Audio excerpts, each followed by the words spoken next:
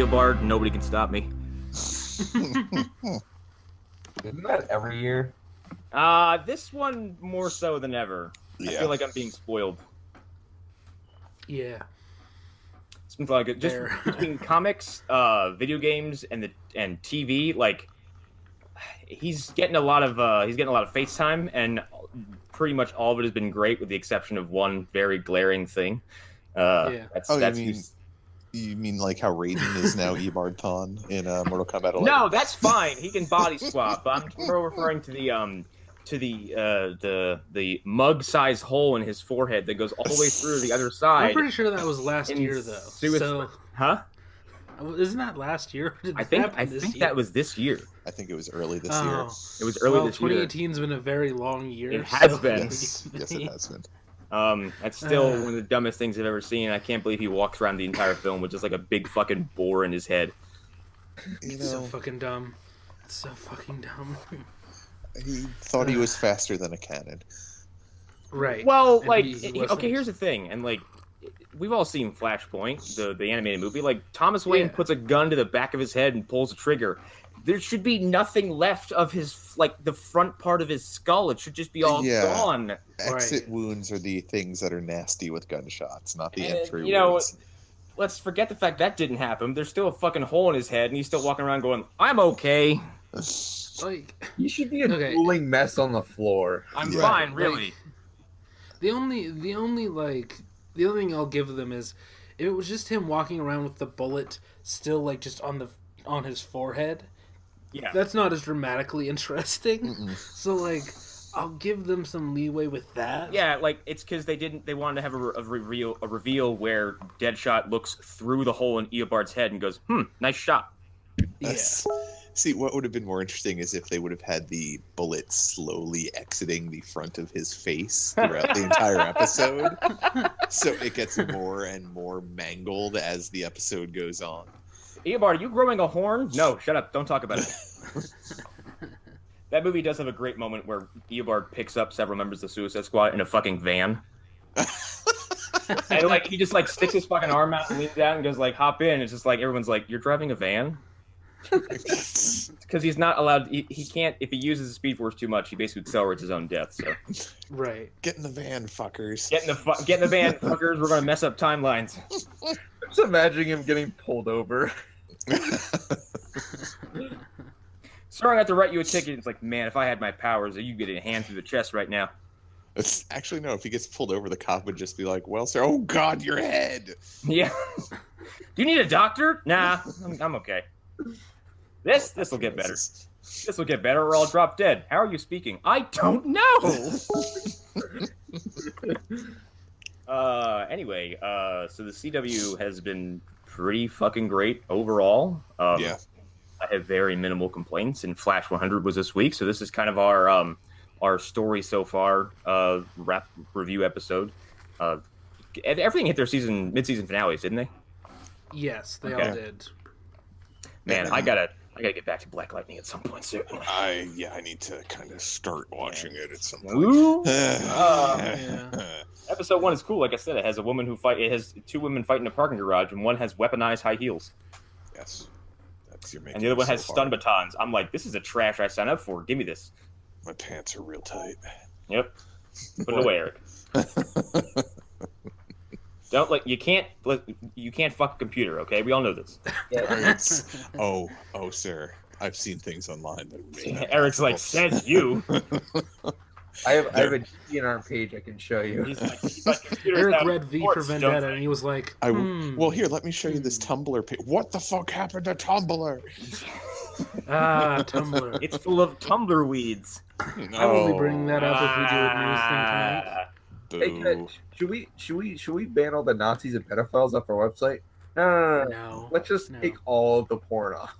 Let's just get rid of everything. Like how Pornhub immediately was like, you can come over here and you can put up galleries, you can start forums, and you can start a fan club. And people are like, are you fucking kidding me? Really? And they're like, absolutely. We don't care what you do here. Yeah, pretty much. Well, that's the thing. Yeah. That's such a smart move on their company's part, though, because that will just get more traffic to them at all times. Dude, every time some kind of net disaster happens, like Pornhub is usually the one who goes like, we have some input. Yes, we do. I would like to be heard. We have a lot of inputs here at Pornhub. Like, I'm imagining what like the fucking old woman from Futurama going, "I demand the floor." But anyway, so are we gonna start with Flash? Is that what we're gonna do? Yes. I mean, I guess we should introduce ourselves too. Yeah, I thought about it, but at the same time, I was like, man, they should know us by now. But also, I'm Hunter Davenport, We've been people. over So this is Hunter Davenport here. Calling in. I am Chris Smith. I'm Grant Gustin. And I'm Luis Gonzalez. But for real, I'm Connor Desarlin, Hunter, and Eric. Figure it out. Give the Formalities out the goddamn window. I want to talk about Flash. Thank you. All right. So Flash 100 was this week, and I just want to get this out of the way now that I've only seen one bad take on this episode, and guess where it was from? Screen Rant. Oh. I thought it was going to be a person, but no. Honestly, I haven't seen anyone who's really disliked the episode. But Screen Rant put up an article saying like Flash wastes its 100th episode on a glorified clip show. I was like, is that what you saw? Because I didn't. Really? No, they didn't. I've seen a glorified clip show. Cut to the season finale of Star Trek Next Generation season 2. Yeah. And this was anything but a clip show. This is kind of celebrating what's come before. And some of the things were rightfully brief. Some of the things I could have used a little more of, but yeah, that's the thing. I could have used more Zoom. Go ahead, Arlen. Yeah, you go ahead. Yeah. I was. go ahead. Sorry. I was just gonna say, just the more Zoom thing. That was all I had to say. Come on, Eric. Come on. Okay. Sorry. You were fading out there for a second. No, I was just gonna say, like, you could claim it's a glorified clip show, but clip shows generally don't have somebody from the current run of the show actually interrupting the clips that they're showing. Right. That or witnessing it and like absorbing the context of it and having an emotional response. Yeah, exactly. And like, especially for me, like coming in, like I wasn't aware of most of this. Like because I only came into the Flash last season, so a lot of this was... a lot of because I watched this episode twice, in a row. Yeah. After I was done the first time, I was like, this is got to be a really cool experience for Erik because none of this stuff he's only heard some of the stuff he's only heard about and he's never seen any of it. Yeah, a lot of, like I said to you in the chat, like a lot of it I absorbed through osmosis from you guys, and like the stuff with Savitar, which I know Pizza Face Barry is supposedly very bad, but the bit that they showed I was okay with. Like that little bit of Savitar was cool. That's because the bit they showed is arguably the best episode of the entire Savitar arc. Yeah. It has like a bonkers speedster fight at the end. Yeah, I remember you telling me about that. Yeah, like Savitar is like using lightning to strike down trees, and he's swinging him at Jay Garrick, and like Wally and Jesse are double teaming Savitar. The Black Flash shows up to have the worst defeat in the history of all of these shows, and then Savitar says something profoundly dumb. He says the only thing that can stop the Black Flash, cold. I'm like. That was never established, but thanks for that stupid one-liner. What did you think of Zoom with the few minutes you have with him? I thought he was good. I enjoyed it. Like I only chose to watch this episode because I was like, all right, I only have so much time in this week to actually try and catch up to everything. So I was like, I'm just gonna go for the, lack of a better term, money shot, because the catch-ups that they have at the beginning of each episode of all of these shows is actually pretty good. They're pretty substantial. Yeah, they give you a good idea of what's been going on, and I mean, I've watched enough of each season so far to have a general idea of where things have been going. But back to Black Flash, like I thought he was great. I liked him. I mean, I thought the design was great because I mean, I only seen him a little bit here and there, and just skeleton man. Yeah. And getting to see him like chasing after Nora and Barry was pretty great too. And then seeing a time wraith come and pull him off Barry was awesome. I was kind of disappointed it wasn't like a Scooby-Doo chase scene where they're like going. The legs are spinning in place. That would have been actually fantastic. Now I miss seeing Zoom like in motion because I forgot how cool that fucking headpiece is, especially the way it moves when he talks. Mm-hmm. And Tony Todd's voice again. Tony Todd's voice is a dream, but I love the way that like that mouth section, like it really moves unnaturally when he speaks, and it's kind of spooky looking. Yeah, it is. He looks like a monster. Yeah, and getting Teddy Sears back for even like a moment was awesome. Yeah.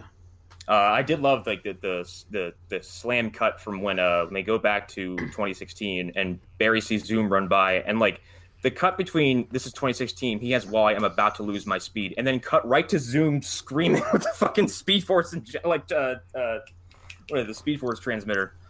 Fucking love that cut. I like the way this episode was paced and edited a lot. Yeah. Yeah. Well, it was enough that like if you didn't know, like I did, going into any of these flashbacks or these time jumps, what was happening, they did a good enough job explaining just enough for you to get why they were back there and what happened and why it was important. Yes. And I mean, that's what Nora was there for. She was the audience surrogate. She was the person who hasn't watched all 4 or 5 seasons of The Flash so far. Well, I mean, one could say she has, but she saw it in a museum. Well, true. Yeah. Which is very relevant in this episode. All the time travel stuff is fantastic. I think Ralph going like putting the music on, he's like, "What? We gotta wait." And they're like, "Are you kidding me?" They're gonna be back in like 2 seconds, and it'll be like they never left. And then when they get back at his blank face, he's like, Did you do it?" Huey Lewis was very happy to get that paycheck. Yeah. But honestly, like the big things about this episode are, this is why I'm dubbing this the year of Eobard. Because holy fuck. Yeah. Also, let's take a moment to appreciate Tom Cavanaugh.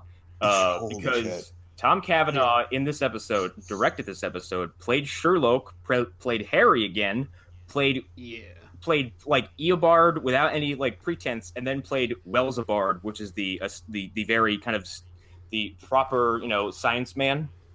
Yeah. The mask that he wears for all of season 1. It was fantastic, and it was seamless with his previous work as that character. And this episode wasn't really like it didn't just dwell on doing fan celebration like or anything like that, because once you go back to the present, like they have an actual standoff with Cicada that actually has stakes and consequences and has stuff that comes out of it that's going to get worked with. Oh god, that fight. Man, okay, the ending is very amusing. It was great up until the part where he raises his arms. I thought it was funnier when he did like a really dollar store Thor exit. Yeah, because it's not like he just fucking zips out of there. Like you don't see him gaining speed. He's just, he poochies off screen. Well, that and having everybody tracking the dagger, and their computer is able to be like dagger and showing it re-entering the atmosphere. Love that. Like if they can scan a fucking a 6-inch long lightning bolt piece of metal in the atmosphere, and they're like, oh, it's coming down. Here it goes. That's how technology works. Yeah. Oh, okay. Sorry. I mean, Star Labs, how it works is still ambiguous to me, so maybe they have that technology. Well, they have 4 satellites now, remember? Yeah. That's the other I like to imagine that all the equipment in Star Labs isn't plugged in. They're just Iris is like, I can't get the coffee maker to work. No, Cisco just drew pictures of stuff on paper and pasted it over the screens for them to look at. He's just controlling it all on his phone. The reality of this show is like you walk in as like an objective bystander. It's just people like over blank non-powered computer screens going bleep blop bloop. Are they speaking English? And Ralph's like, I can stretch, and then like doesn't really stretch, just like stretches his arms a little bit. He just grabs the thing that's nearest to him and just goes, see, I turned into this. Basically, like you walk into like the Muppet Babies, but it's Flash, and like everyone's like a dumb kid, but in their head it's all like the grandest things ever. Cicada fight was cool because it seems like they actually that was a cool little twist, because everything they worked for when going back in time, it did work, but then they're just like, oh, we didn't know he could do that. Yeah. Right. Yeah. Yeah, well, I didn't know he could call that dagger back from space. It's not like they did any serious research. They're just like, all right, we know who he is, and we fought him a couple times. We can do this. Yeah. Also, like, Cisco is probably like, should have vibed that shit to Earth too. Yeah. Yeah, that, well, what are you? It falls right in front of Earth 2 Cicada, and he's like, oh, cool, I have 2 of them now. They should have sent it wherever they sent Nuclear Joe. Yes. Send it back to Earth, and Earth X has been liberated. Don't send it there. Oh yeah, that's true. Or has it? We never really get any closure on that. No, we don't. We never will. They just left. They were like, it's fine. This place got is to a Nazi dump. Grodd, and he's like taking over the whole planet. Yeah. And even we got a Grodd Easter egg in this episode too. Yeah, that was great. That was fantastic. Because Eric, if you didn't know, Grodd's origin in this show is directly tied to Eobard. Yeah. Okay. I mean, I figured. Made him smart. I figured when Nora went and he's like, "Oh, don't touch that," and then you see Grodd on the nameplate for the. He also hates Obamacare in the show. Yes, he does.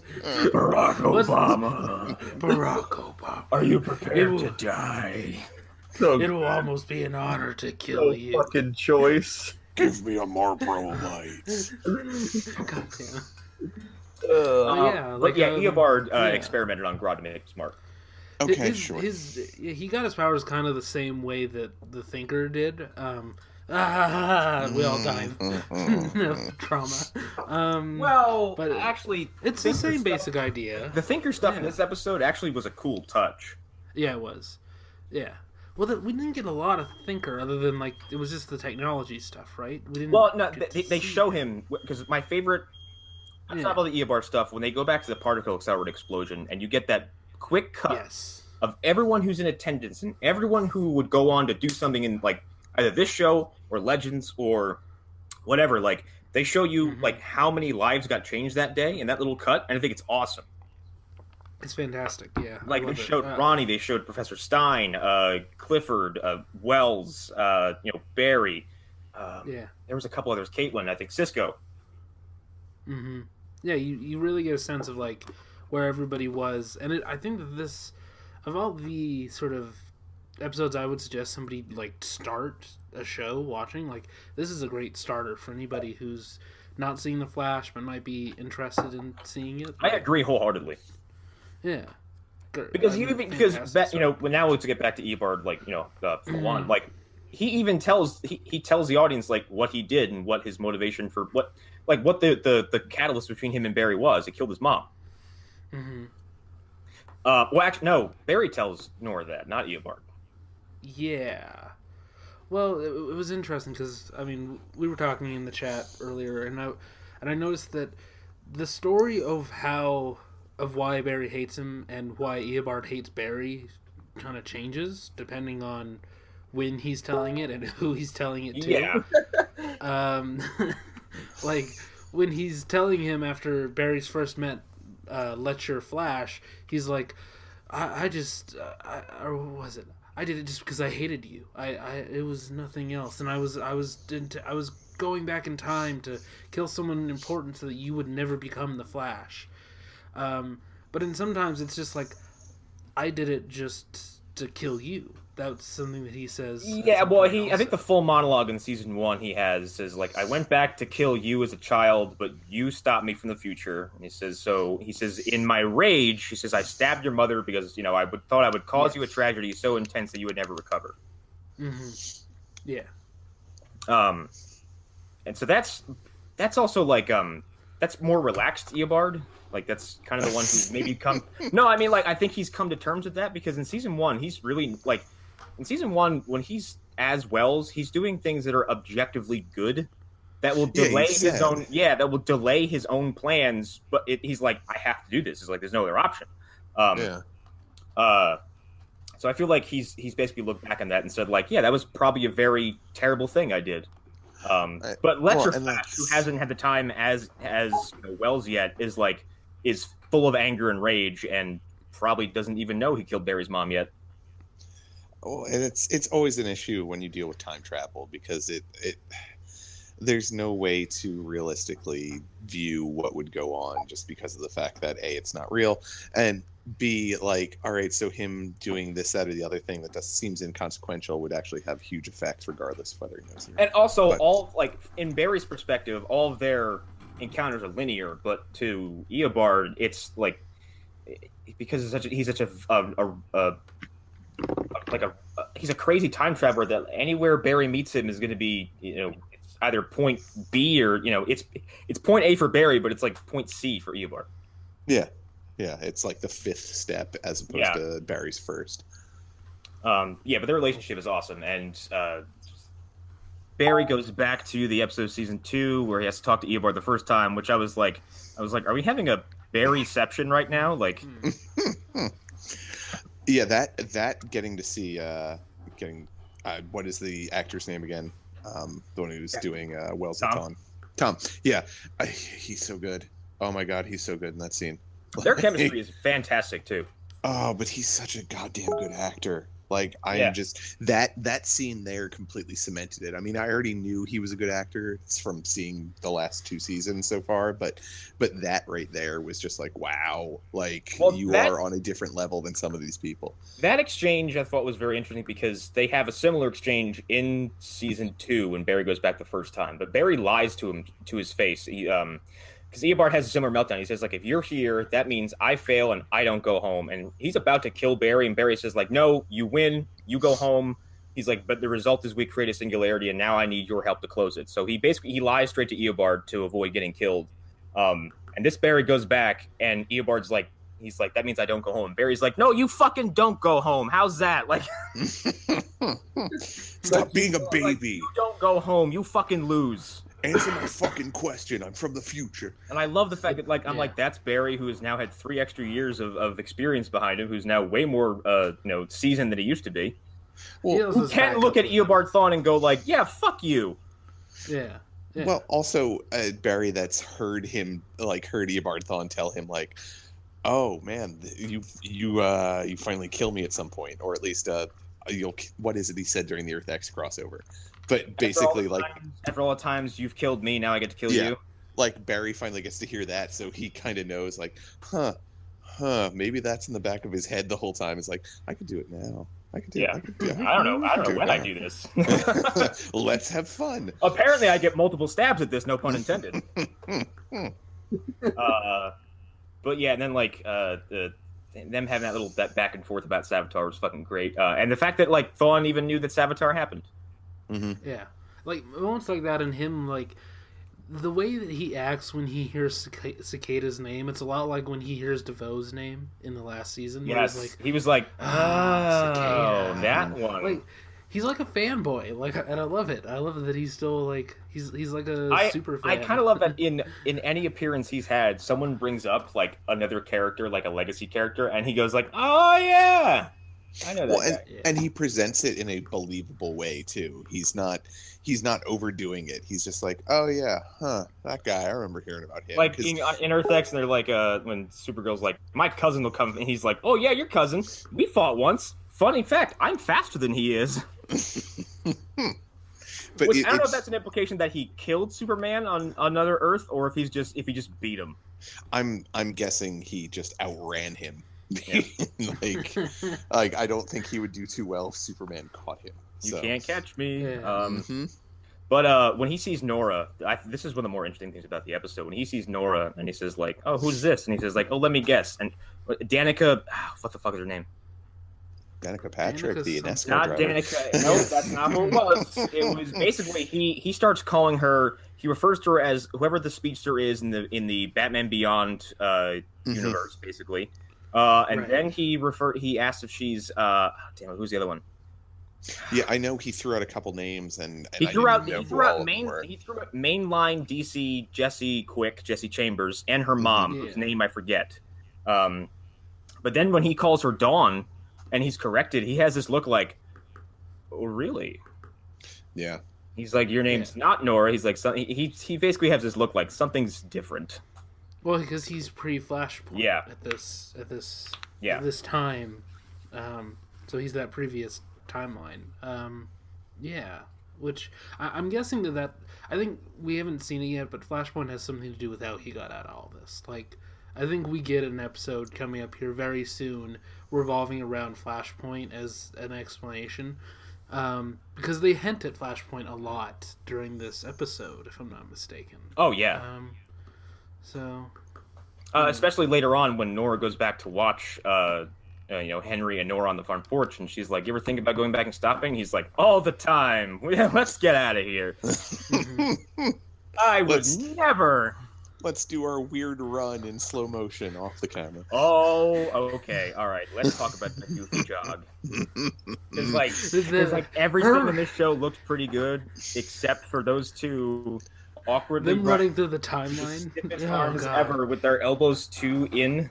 Like, the only time I feel like from watching the show that Barry looks like he's actually running was during the Flash Time episode. Oh, that episode has some great like filming as far as that's concerned. Yeah. Especially when he runs and throws that thing into the Speed Force, like it looks like he's actually putting effort into it. Yeah, that's the only time he's looked like he's naturally running, not like I am running. Well, here's the thing. Like, his was bad and it was noticeable. I was like, but on any other episode, I wouldn't have noticed it at all. But then I looked at hers and I was like, oh my god, what are you doing? Yeah, what's it's wrong probably because like Grant has been doing this for 5 years now, and they probably took this actress and was like, yeah, just run in place. And she's like, this is stupid. And they're like, yeah, it is, but just go with it. Yeah. Because I think they actually put Grant on like a treadmill when he's doing that stuff. Really? They put him on something that he can move his feet, so he has some kind of like, so he has some form of motion or momentum, so it doesn't just look like he's running in place. Okay. But I think he still has to kind of make goofy little arm movements because he can't just look like a fucking like running is ugly. Like I would just like if he would ran with just his arms straight down at his sides. Like he's got no muscle tone left in his arms. Just leaning forward and running. Just his arms down at his side. He's just a bullet. I think we're all acting it out, and it's fantastic. I mean, it's either that or you go the other extreme, which is Ezra Miller's weird like. I'm gonna throw my elbow all the way out and then bring my arm all the way back in and look like I'm trying to scoop the air into my chest. Yeah, Ezra Miller looks more like he's pulling himself than he is running. Yeah, he's a mime. He doesn't have the Speed Force. He's the mime force. I mean, it might as well be, considering the explanation of the Speed Force in that movie. It's like the rest of the conversation happens off screen. He walks outside and goes, "Yeah, I call it the Speed Force. Anyway, want some pizza?" And I was like, "Fuck you! Fuck! How dare you!" Well, Arlen, to your earlier comment about him miming, well, I mean, in that movie, his last name is Alain, so it's he comes from a very long line of French mimes. He was hit by mime paint that was hit by a lightning bolt. I thought he ate a baguette that was He put on a fucking beret that was infected with the Speed Force. Yeah. Yes. This fromage is hard. But like, I think the biggest thing about this episode was the fucking ending, because holy shit. And it seems and you called it. I did. Me and several other people. But like, here's the thing about theories, the CW and everywhere else. Like, I feel like most of the internet rallies around like Luke is Snoke, or like Thanos is Gamora's secret twin brother. Stupid shit that people hang on to that just isn't true. Oh, you mean like the Hulk is going to say, I feel like my rematch is coming up. God damn it. Look how fucking every one of those goddamn leaks were fucking fake. And the guy who leaked the supposed real Avengers 4 trailer was the guy who was like, remember me? I'm the guy who said Spider-Man was in the Civil War trailer. That was me. So I was right that time. So I'm totally right this time. And then the trailer that came out was nothing like he said. Nope. You know what my favorite part about that leak is, that the whole rematch thing, is the total differences between that and everything else. And everything else. I've mentioned this before, but like one of my favorite like pre-release theories is still Ben Affleck is secretly Deathstroke, and that will come back in Batman vs Superman. It was like a 15-page dissertation about why this is just gospel truth. I gotta find that shit and send it to you guys one day, because it is hysterical. If there was a way I could burn an internet note that you sent me, I would do it. Because I'm not reading that shit. He had crazy ass theories. Burning but people are usually pretty spot on with CW predictions. Maybe it's because the show they get formulaic, but like big twists, people are like, I think this is what might be going down, because there wasn't too many solid leads into the Eobard reveal. There were some teases, but it's always been brushed off as like, I think they're just kind of being kind of cheeky. Yeah. Well, and I think there's only a certain amount of water you can pull from that well before it goes dry, so they naturally have to go back to some things every once in a while. But the big reveal is that Nora goes back. Well, first Sherlock takes her diary early in the episode, and he basically starts deciphering the language she's been writing in it by himself. Yeah. Which, like, I thought about that. I was like, why hasn't anyone else been doing that? Because from the one sentence, "this house is bitchin'," that means you have a bunch of vowels that you can now apply to other parts of this book and start breaking the code. Yep.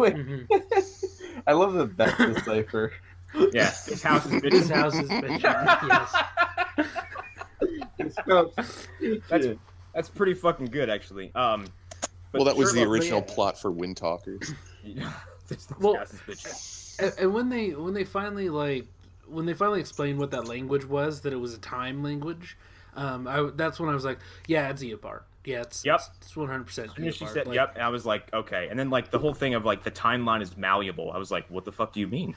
Because that's huge. And then Nora basically is now sending this data she puts in her notebook through Gideon to someone, some other receiver. I like the fact that Gideon came back in this episode too. And she's like, "Hello, Barry Allen, you're early." He's like, "Yeah, anyway, Gideon." And she's like, Gideon? She's like, "I know you too, Nora West Allen, 5th member of the rebooted Legion of..." Anyway, hey, we got shit to do. So Nora feeds this data into Gideon, and then she says she has a message to deliver, but she'll deliver herself. Runs back to 2049, and I've been told she runs into a futuristic Iron Heights. I think that's what that is. Because I think it's fair to assume that. Yeah, because she runs back to the future and greets a blonde Tom Cavanaugh who is undoubtedly Eobard Thawne, and this is the person who more or less assumedly sent her back and the person she's been sending information to. Fuck. Yeah, which makes me think the back half of this season is going to be real good. Unquestionably. Also, it's kind of giving credibility to some leaks that came out around they had a big old party for the 100th episode. And some of the leaks were that Nora is from a different timeline, and Makes lots sense. of Eobard stuff, that basically the original timeline Eobard and the new timeline Eobard would be somehow working in cahoots. Okay. Yeah. I'll take it. Yeah, I will too. Yeah. And anything to get Tom Cavanaugh back on the show on a regular basis. And I like that, like, because Letcher's probably unavailable for an indefinite amount of time because he's on Narcos. They're like, "Fuck it, Tom, you're blonde now." Like, yeah. Tom, can you play another character?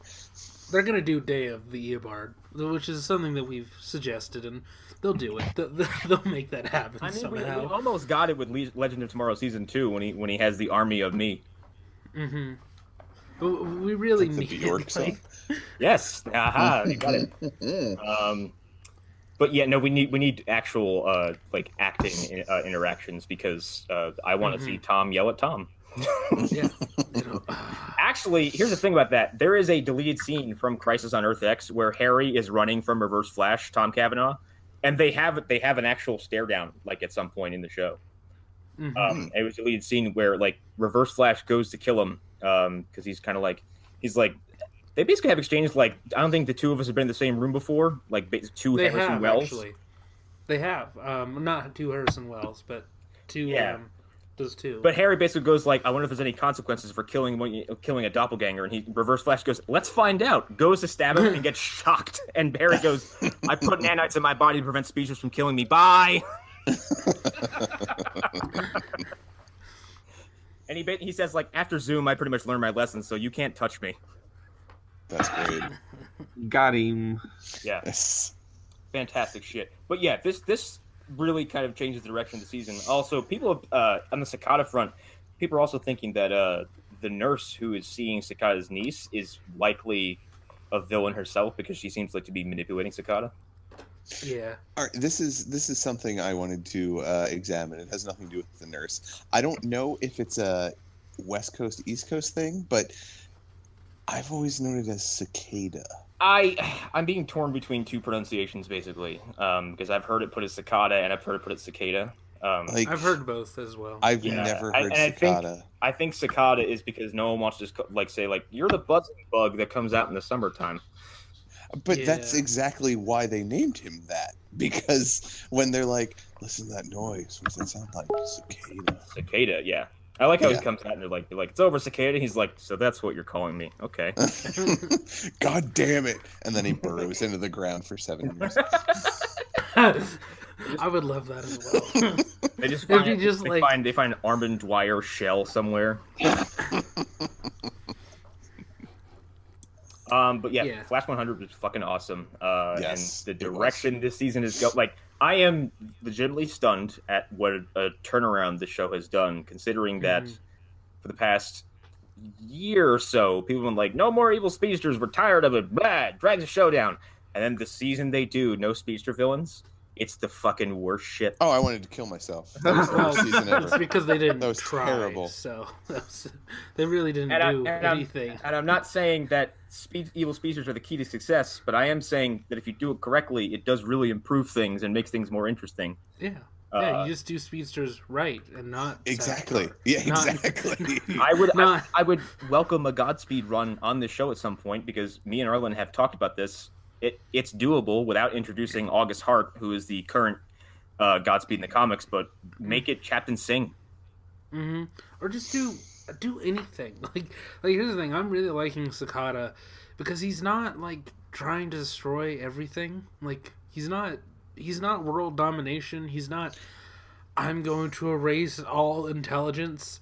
No, he's on a crusade, and he's like, when it's done, I'll die, and that'll be it. Yeah.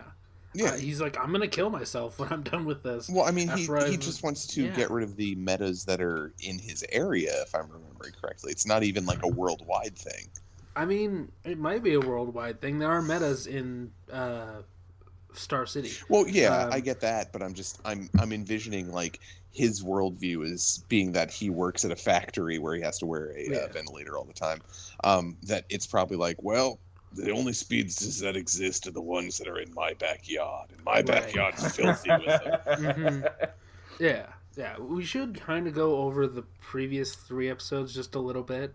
Oh yeah, because we glossed over this. Like the Killer Frost thing is really important because the whole Cicada fight is centered on the fact that he can disable meta powers, and he's trying to kill metas. So right as he's about to, do some damage, Caitlin hulks out and turns into the Killer Frost and beats his ass. Yeah, it's really, really great. And I had kind of a freak out. I was like, "Oh my god, she's not a meta!"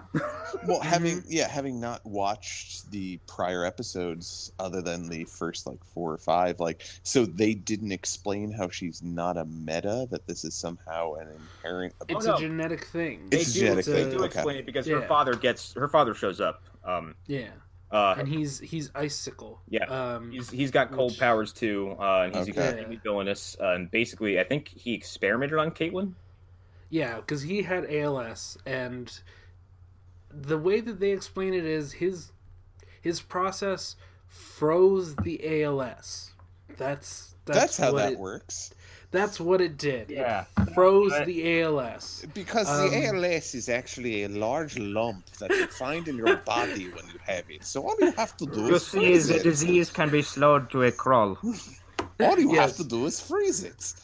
He froze it, but that caused him to develop these ice abilities and to eventually develop a split personality, like Caitlin. Oh well, Lewis chimed in from the sideline saying she is a meta. It's just not from the dark matter, and that's the thing. Yeah, he has control over the dark matter metas, but not any other metas like frozen lump of ALS dead. Yeah, which is weird because technically Barry's powers come from the Speed Force, and the particle accelerator basically just kind of kickstarted his transformation into the Flash. But their lore on how that works has never really been clear. Like they don't their concept of Speed Force is very abstract. I mean, it's more abstract in the fucking comics. So it's when they start explaining it to you halfway through, they go, "Hey, look at that," and then you turn around and they're gone. Yeah, they're like, "Time's a flat circle." Yeah, they're crushing down Lone Star beer cans as they're telling you about it. Because in the show, the Speed Force is sentient, and it is a location you can go to, and it's also an energy source. So you're telling me I could fuck the Speed Force if I want? You can probably fuck the Speed Force. You absolutely can fuck the Speed Force. Yes. Absolutely. Like yeah. it's because the Speed Force, like it's both a prison, it's both like it's kind of a like a life lesson thingamajig. Like Barry goes on a fucking spirit quest in season 2, and the Speed Force can be fucking mean. And like I suppose it's sentient in the comics, but it's in a way more like kind of godly nebulous way. Yes, yeah. It's very nebulous, where it's like this. You can like the Speed Force deemed it so to bring Barry back out, or let it, bring him in or bring him out, and like people are trapped there, and But I don't know. It's I don't know. Barry's connection to the Speed Force in the show is very strange. I just assumed that the dark matter like opened a gate, like it's a key. That's probably a good idea. Also, like, what do we think happened to Zoom after that time wraith? Well, I mean, if we go off of my assumption that was also Zoom, he just returned him to where he was before. Like scarfing a puppy? Yeah. Nobody. Yeah. But yeah, I really don't know. I assume he just put him back where he was. Just drops him on his butt back in the street in 2016. He says, "You're supposed to be here and nowhere else." It just waves a we've finger got, at him we've before got, it we've got disappears. big plans for you, buddy. And he goes, "What?" And they go, "Nothing. Never mind. Bye." He's like, "I'm not you, by the way." Bye bye. 100% not you. Someone else, I heard it put that it is because Zoom, Eric, one of the Zoom's thing in season 2 was time remnants, and Zoom is basically the one who introduced the concept. He made time remnants left and fucking right, so one could be killed, and he's just like, meh. Yeah. Sometimes he would kill versions of himself just to basically like get his plan along. Like in season 2, he disguised himself as Jay Garrick for the first half of the season. Oh, I do remember seeing bits and pieces of that because I was very happy to see Jay Garrick with the original Flash helmet on. Yeah, and then at some point, like they go to Earth 2 and come back, and Zoom is chasing them, and quote unquote Jay Garrick is right in front of the portal, and Zoom puts a hand through his chest and kills him. But then you go back to his lair, and he takes his helmet off, and you're like, "That's Jay," and it's basically he's Hunter Zolomon, but he created so many of these time wraiths that he can just murder one of them, and it's not going to affect anything. Oh, rad. Yeah. I need to get me some time rats. Yeah, me too. Yeah. And this allowed for Savitar to happen. It was a great choice. But yeah, if it was a time remnant and by that Wraith took it and was like, yeah, okay, off to non-existence with you.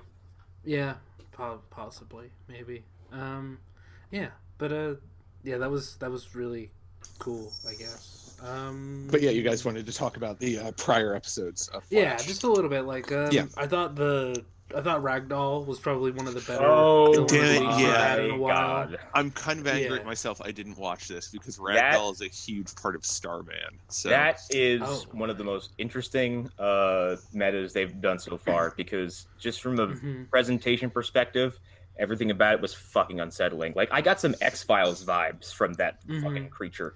Yeah, he's very much like that one dude who could squeeze. The one who could like dislocate his elbows and squeeze through vents and eat people's livers. Yeah, and he had he had a 10-inch long fingerprint. Yeah. What a cool guy. Yeah. Well, like they're doing more stuff than just like I'm a shadow. Boo. Boo. And then they're like, well, that's done with.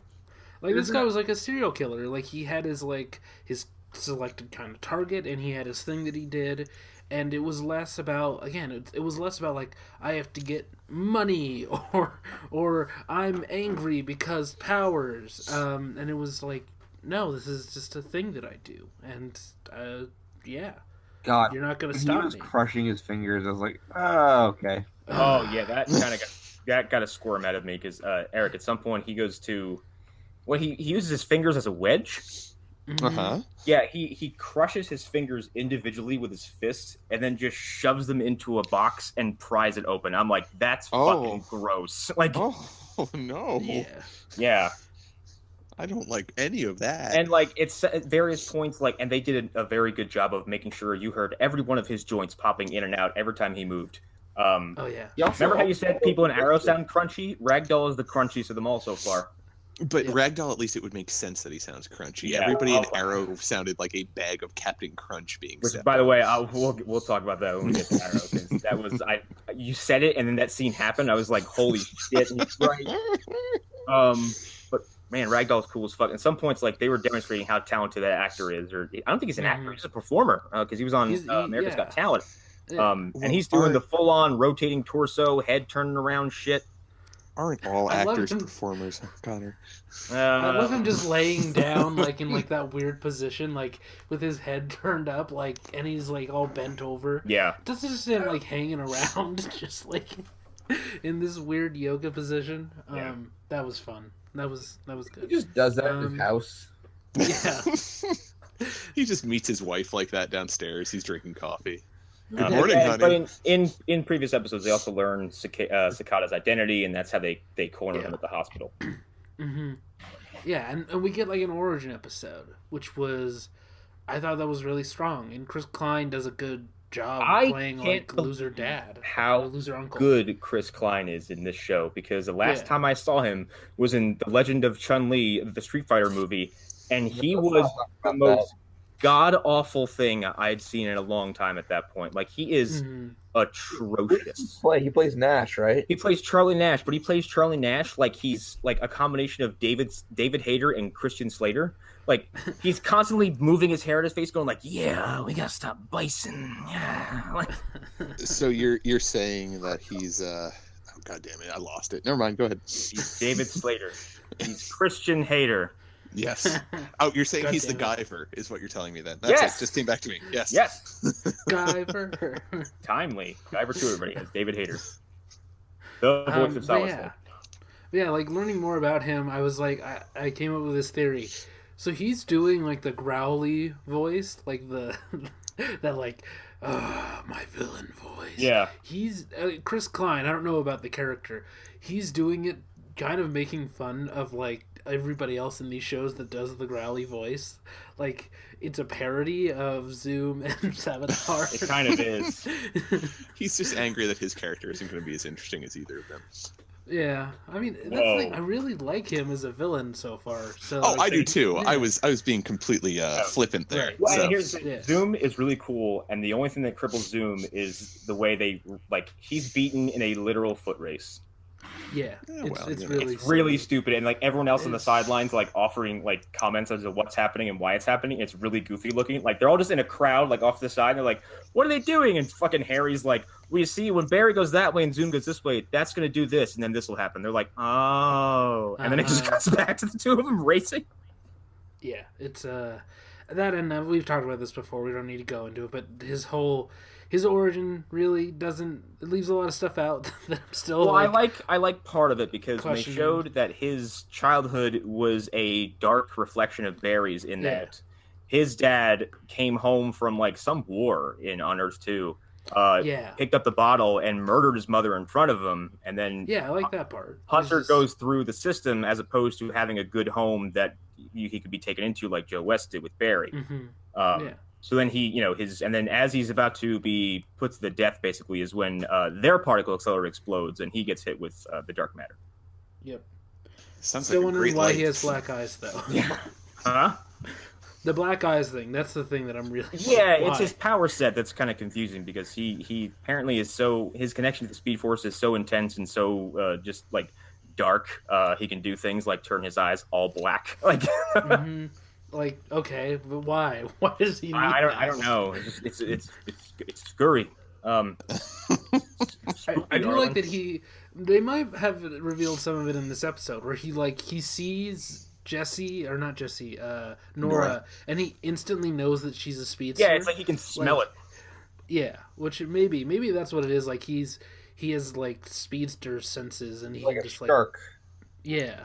Well, which would be cool. Like later on, doll's eyes. They make that reference in Legends of Tomorrow when the Black Flash is chasing Eobard, because they basically said like, if I think it's Merlin is like, oh yeah, so you're like a shark. If you stop swimming, you drown.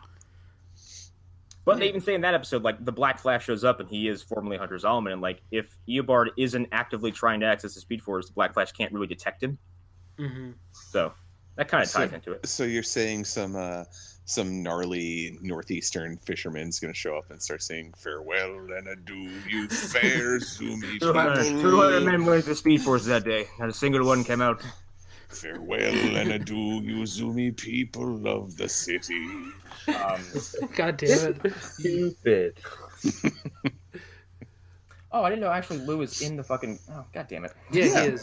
That's why I said earlier what Lou chimed in with. Yeah. I didn't have the chat window open. Okay, Lou, I know you're listening. The PEDs doesn't explain the black eyes. It doesn't. Drugs do not explain black eyes. Yeah, that's true. But I think we can probably wrap up on Flash. I'm super excited to see where the show is going. Like in a single episode, I was like, this might be my favorite show on TV again because this is awesome. And like Elseworlds is like what next week? Yeah. Weather Witch was cool. That's the only thing I have to say about anything. Oh, Weather Wizard was in it. Weather Witch. Oh, Weather Witch. Well, we've had two actually, Weather Wizards. You saw both of the original shows, Weather Wizards, in the plane. And I was wondering if you had questions about some of that stuff. No, not that I can think of. I know. You see they them in a replaced plane. Weather Wizard with a driving female. I'm upset. Yeah, how dare they? Even though the original women Weather can't Wizard's still control weather. Women can. I'm going on Twitter and writing about this for the next 4 years. But yeah, when the particle accelerator blows up and it hits a plane, that's actually that's Martin and his brother is killed in episode 1 by Joe West. And later on, before he had to sit down all the time. He killed him from the front seat of his car. He opened the fucking side door and just shot left. He was playing Virtua Cop. Yeah, but in that case, like 14 civilians had to pop out from behind the same like 2 foot wide pillar and wave their arms like. And Joe killed 12. Somebody Joe help killed me! 12 of them and just kept going. You're all in the ways. Ridge Racer. Remember when Joe had a partner? That was a great time. Later on, a new guy shows up. That's the guy got bred. He becomes this show's Weather Wizard, and he's done a lot more than the Mirror Master of this universe has. So that's a bummer. He was gone for a while. Yeah, Mirror Master's pretty cool. Yeah. Most part. But yeah, I don't know. Weather Witch, she was fine. She wasn't bad. I thought her performance was really good, and I don't know. There's nothing else from that episode that's really memorable except for Sherlock turning everybody against Thanksgiving.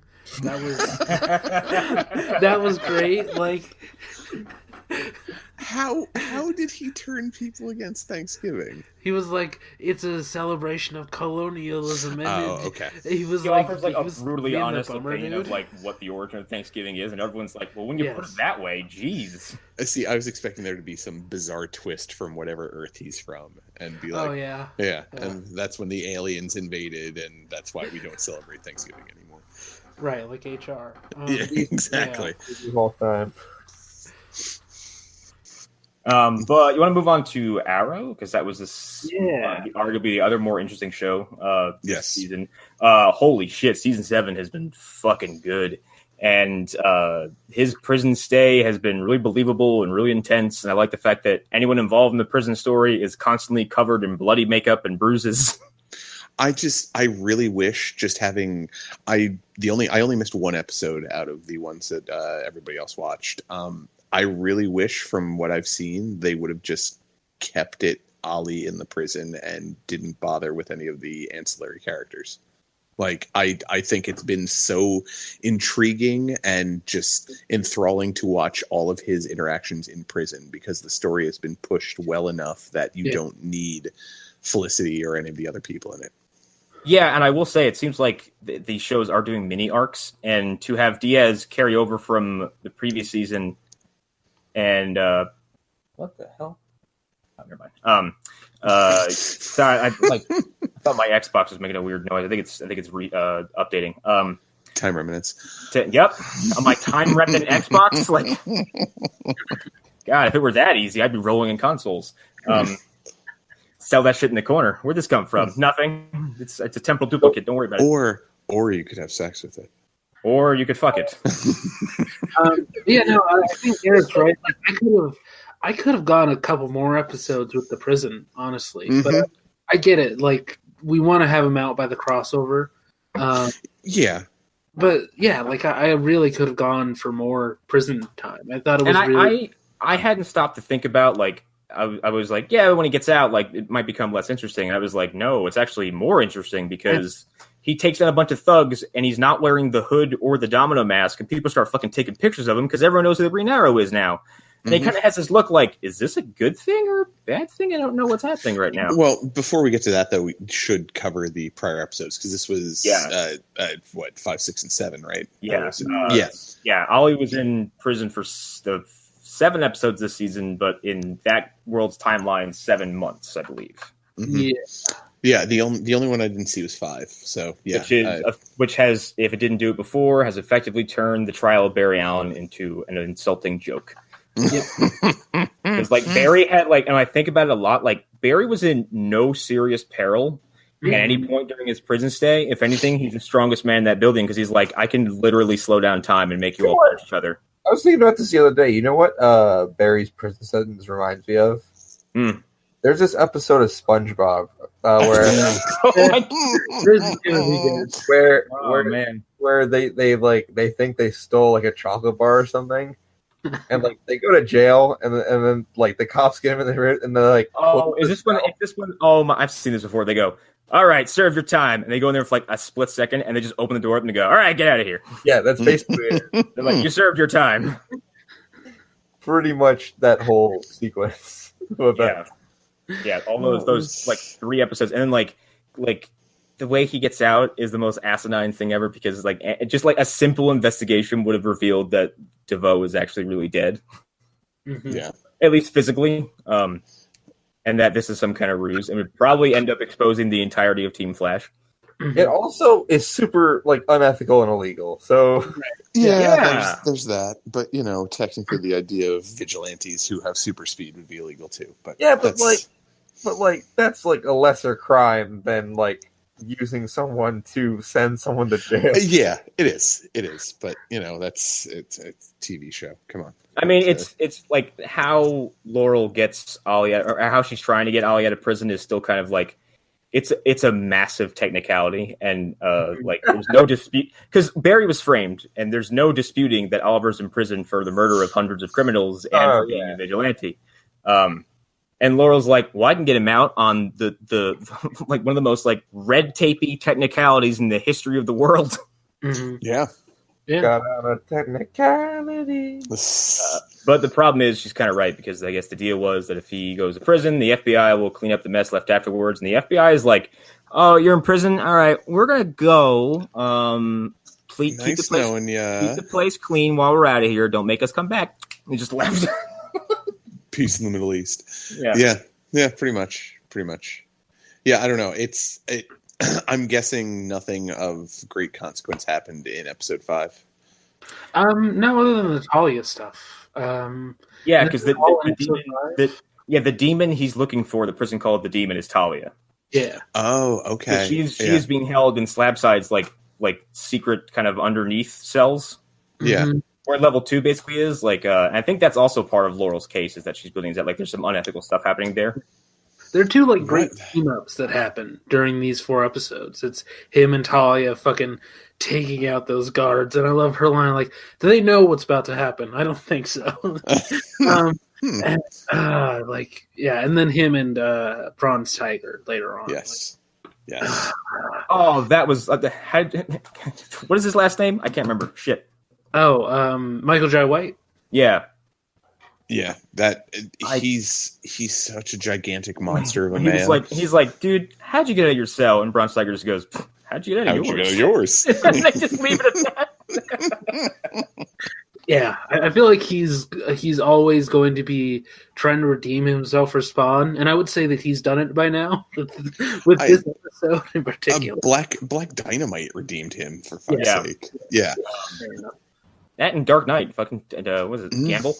Yeah. And from the clown. And his deleted scene from Kill Bill Volume 2, I think. Oh shit, that's the thing. Oh, that's right. That has been bugging me for years, dude. Uma Thurman supposed to have it.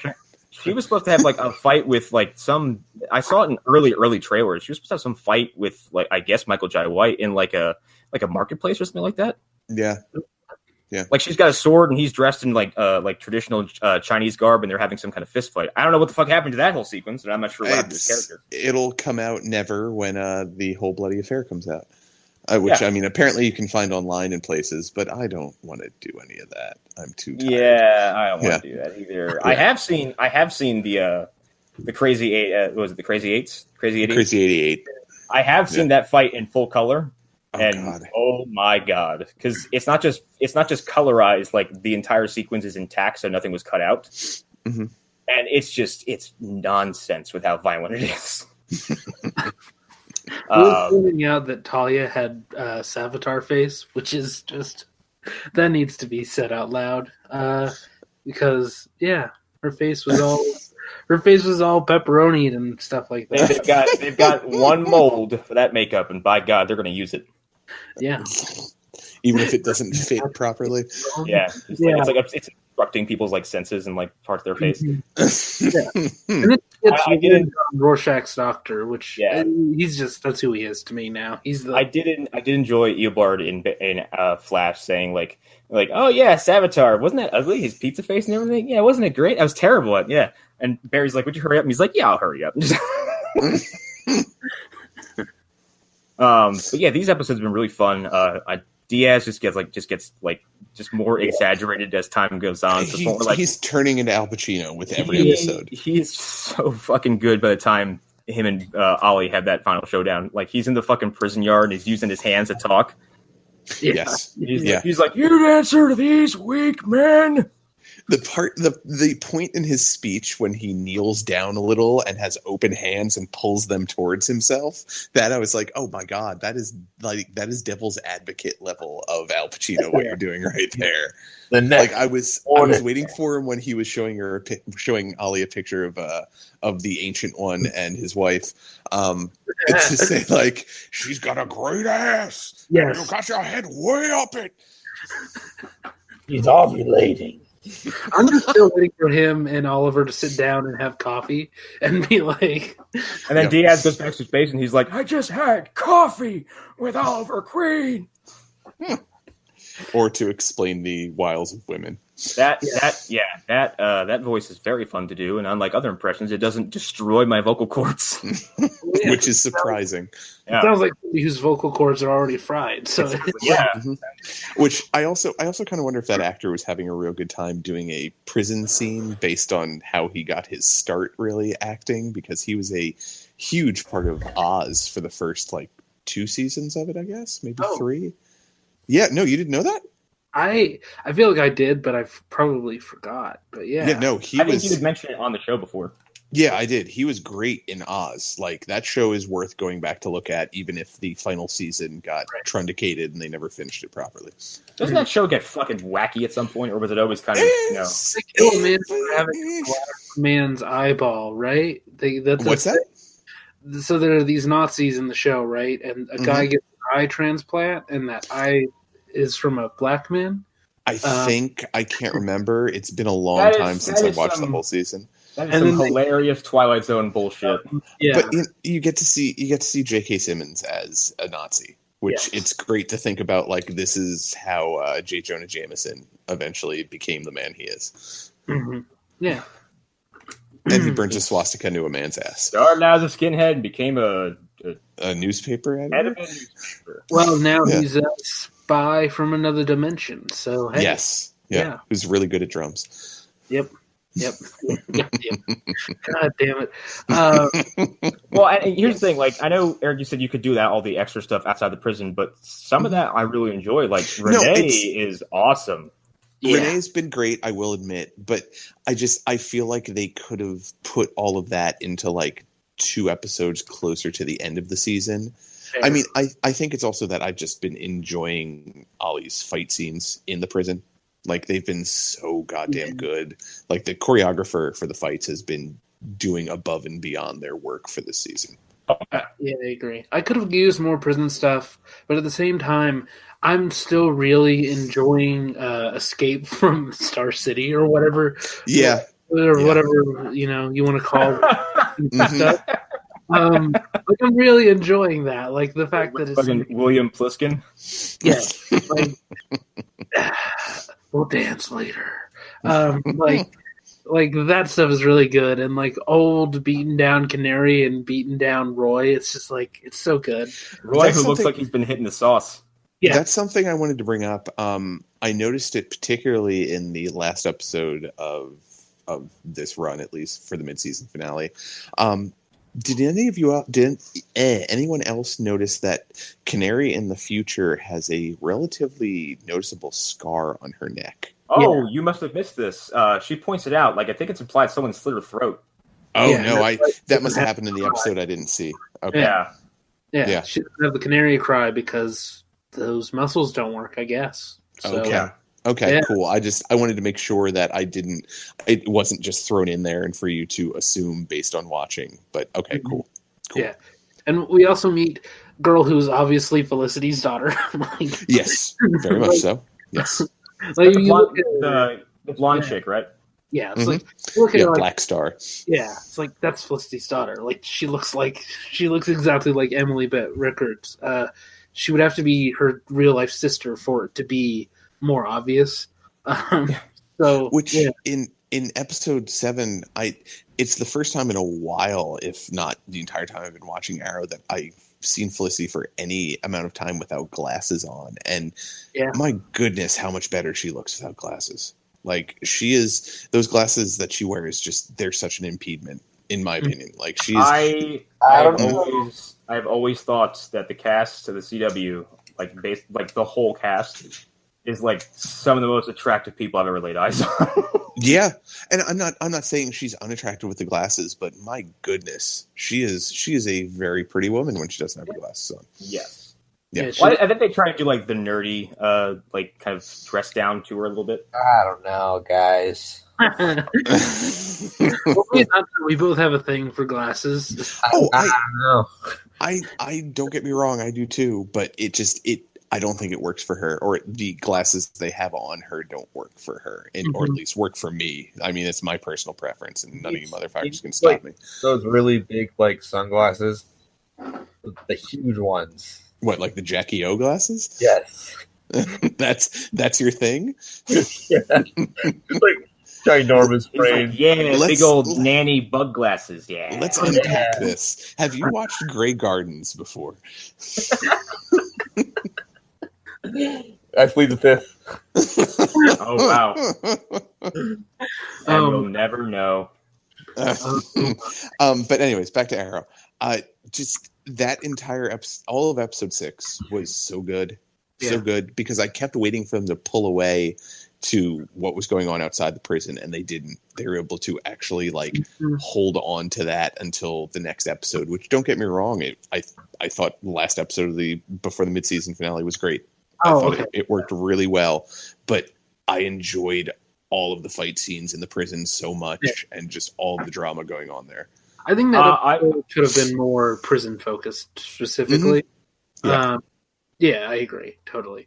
And it felt like they were saving it. That's why 6 is so heavy on other stuff, like what I'm dubbing Mission Impossible with and John. Like it's weird. Like they're doing 4 different shows at once, which didn't surprise me because it's Arrow, which has a history of doing that. But they're handling it really well and like giving each segment its own tone and feeling. Yeah, and I mean that's exactly why I can't fault them for doing the stuff outside of the prison, because when I'm watching it, I'm intrigued, I'm enjoying it. Yeah. Like it's all being handled really, really well. Dude, I freaked out when I saw Diggle handle that fucking room full of thugs with Anatoly. Like that was awesome. And I'm so glad that Anatoly came back for an episode, and his fucking fake American accent is the funniest thing. It's like, hello, I am Jason Brown from Colorado. All right, sounds like I need to go back and watch this episode then. Oh yeah, Anatoly comes back, and Anatoly, most honorable man. Yes. Oh, Anatoly has been studying modern art for many years now. Anatoly doesn't know me now. Anatoly will let Diaz burn him to make him feel better about himself. Anatoly has had face turn. You think you have Anatoly, but Anatoly has you. All the time. Anatoly has everyone at all time. And like Felicity walks up and he's drinking something. She's like, vodka? He's like, that is stereotype. That's offensive. And then he's like, it's almost empty. Have some. I love him so much. It's vinegar. I'm a bitter man. Now Arrow's been good because it hasn't functioned like a superhero show. It's been functioned like a crime drama, and that's one of the reasons why. Not to make this lofty comparison, but like one of the reasons why like the Dark Knight trilogy is so good because they're not really superhero films. They're cop dramas with people in costumes. Yeah, no, they're great. They're great crime films that happen to have Batman. Yeah, until you get the third one, then it's like, I have a nuclear bomb. Why isn't the National Guard coming to stop me? Yeah, and the crime is like, it's on all different levels. Like, again, you have the Mission Impossible stuff, which is like James Bond level terrorism and things like that. And then you have like the street level stuff with Dinah and Curtis and all that. Or not Curtis, Renee. And I like the way that they sort of balance all that. Yeah, I have to admit, at first I was a little hesitant about Diggle being with Argus. It's Argus, right? Yeah. And his role in that. But as the season has gone on, I've actually been really enjoying it, and he's been really interesting to watch working outside of Team Arrow. Mm-hmm. Yeah, like because everybody else is still within the orbit of Team Arrow, but like Diggle feels he and his wife, who I also think she's a great actress. I've really been enjoying her performance. I feel like he's been kind of outside of their area for the most part. Yeah. That's kind of why I love seeing him deal all those thugs for a minute, because like we got to see him snap back into like superhero mode, and he just fucking destroys those guys. I love him one punch knocking out Diaz. That was fucking great. Like he comes out of nowhere and just takes him out in one hit. I mean, like I think I said it before, but like Diggle is not a small man. No, he's like a fucking bulldog. And I would believe him one punching Diaz. It's convincing. Well, I have noticed there's been a definite lack of Curtis for these last couple episodes. But I think they're holding off until like the team is properly put back together. Mm-hmm. Okay. Go ahead. I was going to say, I feel like it's hard to know, or I feel like it's hard to write for him sometimes without him being silly or like not fitting in, I guess. Like, and I think what they've done for him this season was actually some of his best stuff that I've seen him do. No, that makes sense. I do think at least when it comes to the capes and costumes level, like he needs everybody else to bounce off of, or it doesn't work as well. Either that, or he needs to be driving a van that has everybody else in it. So, damn! How did they see us? How did they know it was us? Yeah. But yeah, so the thing that I had mentioned earlier when we were talking about Flash, everyone is made of Captain Crunch in the prison. Everyone is made of Captain Crunch. I guess we should just dwell on like the escape episode, because it's arguably like the most visually interesting of the bunch. Oh, it was so good. Very fucking cool, and they made the most out of that little tiny prison set, because like that we've just been shown that it's basically just 5 rooms. But they dress the fuck out of that set, and like at some point you're in a mess hall with bloodied guards hanging from a railway getting beat on by everybody. Oliver doing the parkour leap across the cell block was very funny. Yes. And when he punches that guard in the stomach, I was like, oh my god. I was like, that looks so painful. And like that guard is like an older dude who looks like he smokes and drinks too much, and Oliver just punches him right in the fucking liver, and this guy just goes right down. I'm like, that was mean spirited, but I'm all for it. My cirrhosis. Yeah, he's like, damn it. Well, that was the thing too. Watching Jai White like fighting, I was convinced that he was actually hitting those people. like Oliver, you can kind of see that he's pulling his whatnot when he's punching people, Stephen Amell, and kicking them. But like Michael Jai White's too big. Like he can't pull back that much energy. He's so fucking long, and it was just really fun to see him kick these small people. His legs are like the size of 2 of the extras put together. It's ridiculous. Ridiculous. I also like Vinnie Jones. Every time he got into a physical like conflict with somebody in this episode, he was just routinely bamboozled and just like left to crawl away and lick his wounds, and he just kept getting worse. Like when Jai White just walks up and shanks him, he's like, you son of a bitch, and just like holds back. Which it was kind of nice though to see like Vinnie Jones doing something again, because I haven't seen him other than in The Flash in quite a while. That and whatever the third X-Men movie was called. That or like the Condemned 3 or Expendables or something like that. I didn't even know he's also, the Cody Rhodes' character finally met his doom. Oh, yeah, he did. Yeah, well, yes. I mean, when Oliver almost killed him by cutting his femoral artery, and... I kind of thought that would be it. Like he'd leave for a while and like get I know, a no-hitter. But like he's just a glutton for punishment. He's like, nah, I'm good, and then he gets fucking set on fire. Which that's something else I wanted to point out. I guess that prison is made of concrete that's infused with gasoline. Because when Diaz overloads the power, like all of a sudden walls and parts that shouldn't burn are burning. Like stone pillars burst into flames, and it's almost like he hit like it's like every gas main in the building just blew at once. But I'm like, there's so many of them. They're close together. Why are they in the walls that aren't connected to anything? Like, it was like a Universal Studios like theme park ride where they're like fire. It's not like a button. Yeah, and the unexplainable thing that Diaz put on the surge protector or the electrical box. It's that thing from Resident Evil 5 that Wesker sticks on Jill. It just does whatever the fuck you want it to do. Oh, that weird spider thing. Yeah, I forgot about that. Yeah. That shows up in the movie for no fucking reason. You gotta kick it off of her. Yeah.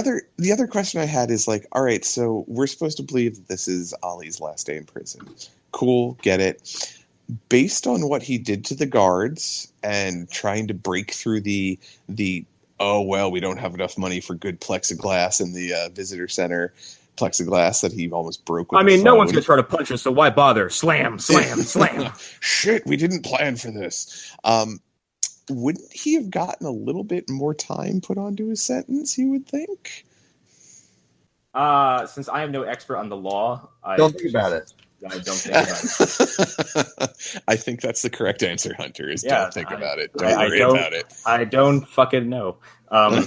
It seemed odd. Like he gets involved in a prison riot, and it's not like he just kind of hid himself away. Like he was front and center in the prison riot, and it's just like, you can go. You're good. You served your time. Yeah. Well, I think at this point, like in that universe, it's just I feel like the stress is always constantly too high. So if something like this happens, you're just like, whatever. Like just get the fuck out. You're making it worse. God. Get out. Yeah. You had 25 more guards before you started. Yeah, true. And I'm kind of wondering if they're setting up Bronze Tiger to actually become a hero of some sort. Just the way the guard was at the very end. This feels to me like the seedlings for a Suicide Squad on the CW thing. Possibly. Because here's the thing. Ollie is free, but like there's still the government that knows who he is. I'm sure he's who runs the Suicide Squad in the CW? Is it Argus? Yes, Waller, but she's she's dead. Yes, deceased. I could see like Argus basically saying like in exchange for your consistent freedom and us not getting in the way, like you're going to do some jobs for us every time the opportunity comes up. Yeah, maybe. I mean, there's always another option in which Oliver formed a team of not going to happen. And ever. Arlen, I think Young Justice Season 3 is the nail in the coffin for your Outsider show. Ever ends. Your torment is eternal. You're in a Hellraiser movie. You should just cave and start watching Young Justice again. This is part of why I continue on the Outsiders thing is I still don't think they're going to let them do Suicide Squad. Otherwise, I think we would have had an episode by now. Here's the thing. They won't call it Suicide Squad. They'll call it Task Force X. Right. But they didn't necessarily call it Suicide Squad before. They called the episodes Task Force X. And actually, quick thought, something that could fulfill your dreams and also cover the Task Force X thing, what if they just called Task Force X the Outsiders? Arlen's like suitable. I mean, they could. Would that be a compromise that would be acceptable by the court? It would be, but like, if we're going by how the Outsiders worked in the books, and I'm talking about the Batman Outsiders, it needs to be a private team started by a rich guy. No. Yeah. Nope. Never, ever, ever. Sorry. Go back to the room that keeps telling you the Outsiders are on next, and it never starts. Yeah. I will believe in this till the day I die. Arlen's hell when he finally dies will be just like in a room, and it's a TV that just keep playing the same ad over and over again. Like next, the Outsiders. Yep. Well, yeah. And then 15 minutes of black screen, and then it comes back on again. You're like, I'm stuck here. They're also hinting at things very hard, which is why, like, the way that they did Slade was like, he might come back, he might not. Who knows? And they keep on doing that with a lot of characters, where it's like, this character's gone, but I don't know, maybe not. Yeah, I've noticed that being a running theme with all of these final episodes for the mid-season finale was just that the main villains aren't completely off the table. Mm-hmm. Yeah. Also, the Deathstroke thing, like, it's weird that they did that because knowing that like it seems like they scrapped any Justice League 2 plans for now. Mm-hmm. So the whole thing just feels very bizarre. Yeah, it does. Yeah, but with Arrow, the episode 7, where Ollie's finally out of prison and all that hoopla goes on, where he gets to deal with douchebag Gale Boy. Yeah, I think that was episode 8 actually. Oh, that was episode 8. I think it is. All right, I'm getting my episodes confused then. And that's where you find out who the new Green Arrow is. Yeah. And I'm just like, it's Emiko Queen, who is one of the names we brought up in, like, I think one of the last Arrow talks. Okay. Well, wasn't Emiko the daughter of somebody from the one comic run, the Jeff Lemire run? I can't remember. Shadow's daughter, I believe. Yeah, it was Shadow's daughter. Yes. All right, got it. I didn't hear them say Emiko at all, so I didn't know who she was. I was like, all right, well, they're obviously basing this on someone that I know of from the comics, but I couldn't remember who. Yeah. And, like, I kind of feel like it being a girl was kind of, like, we were kind of onto that. One, because not just the eyes and, like, the kind of the body frame, but, like, that voice modulator is so overdone with her. It's like she has a voice like I don't know. It sounds like a fucking like a Dick Tracy gangster villain. Like, yeah. Here's the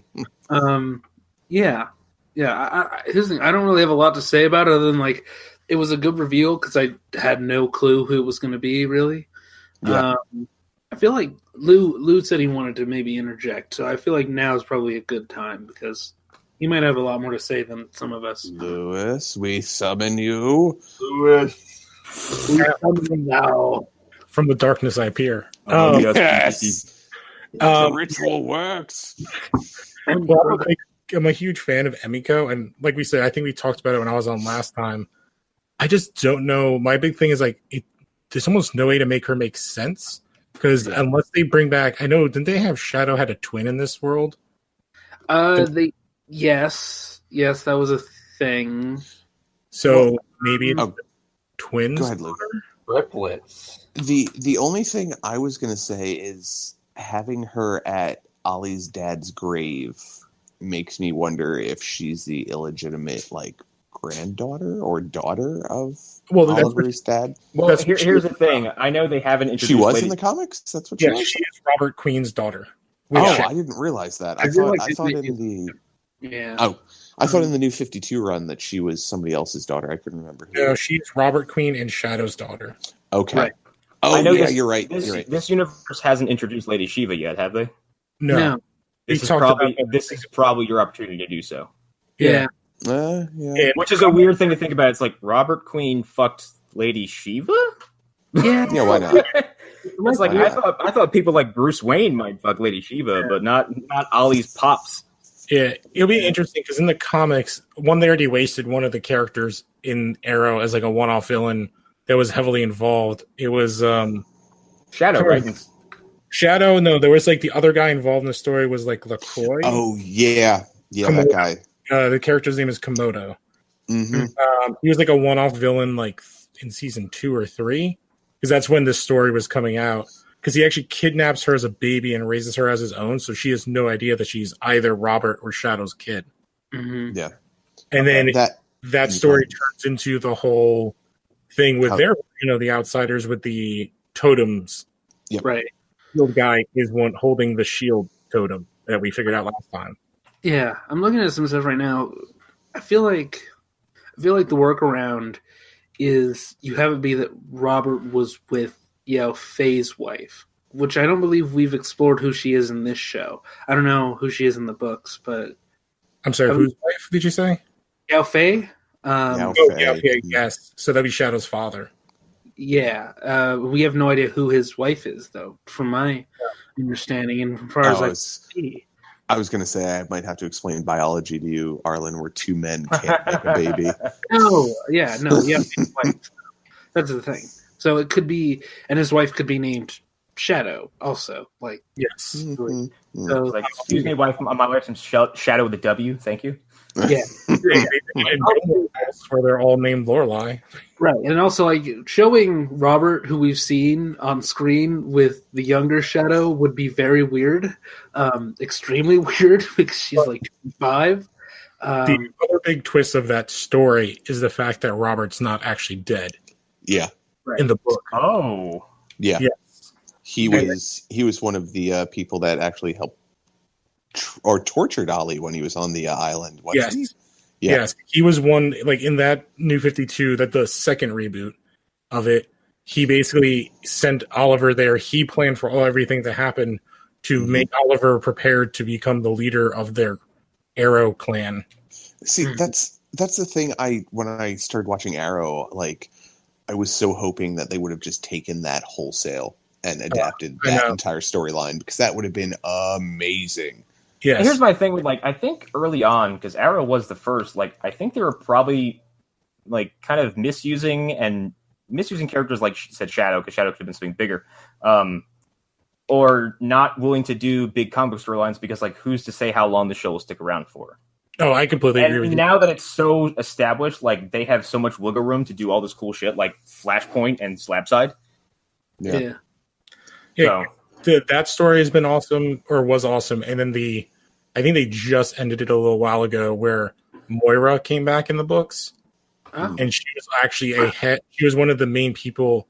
I can't remember what they called it, but it was basically a supervillain bank where all the supervillains take out loans to get their giant killing machines, and they basically are slowly eating away. And basically, you find out that Moira is part of it, and her family. This is like their backstory, is that they've been part of this bank of people. Hi, welcome to the Bank of Villainy. Yeah.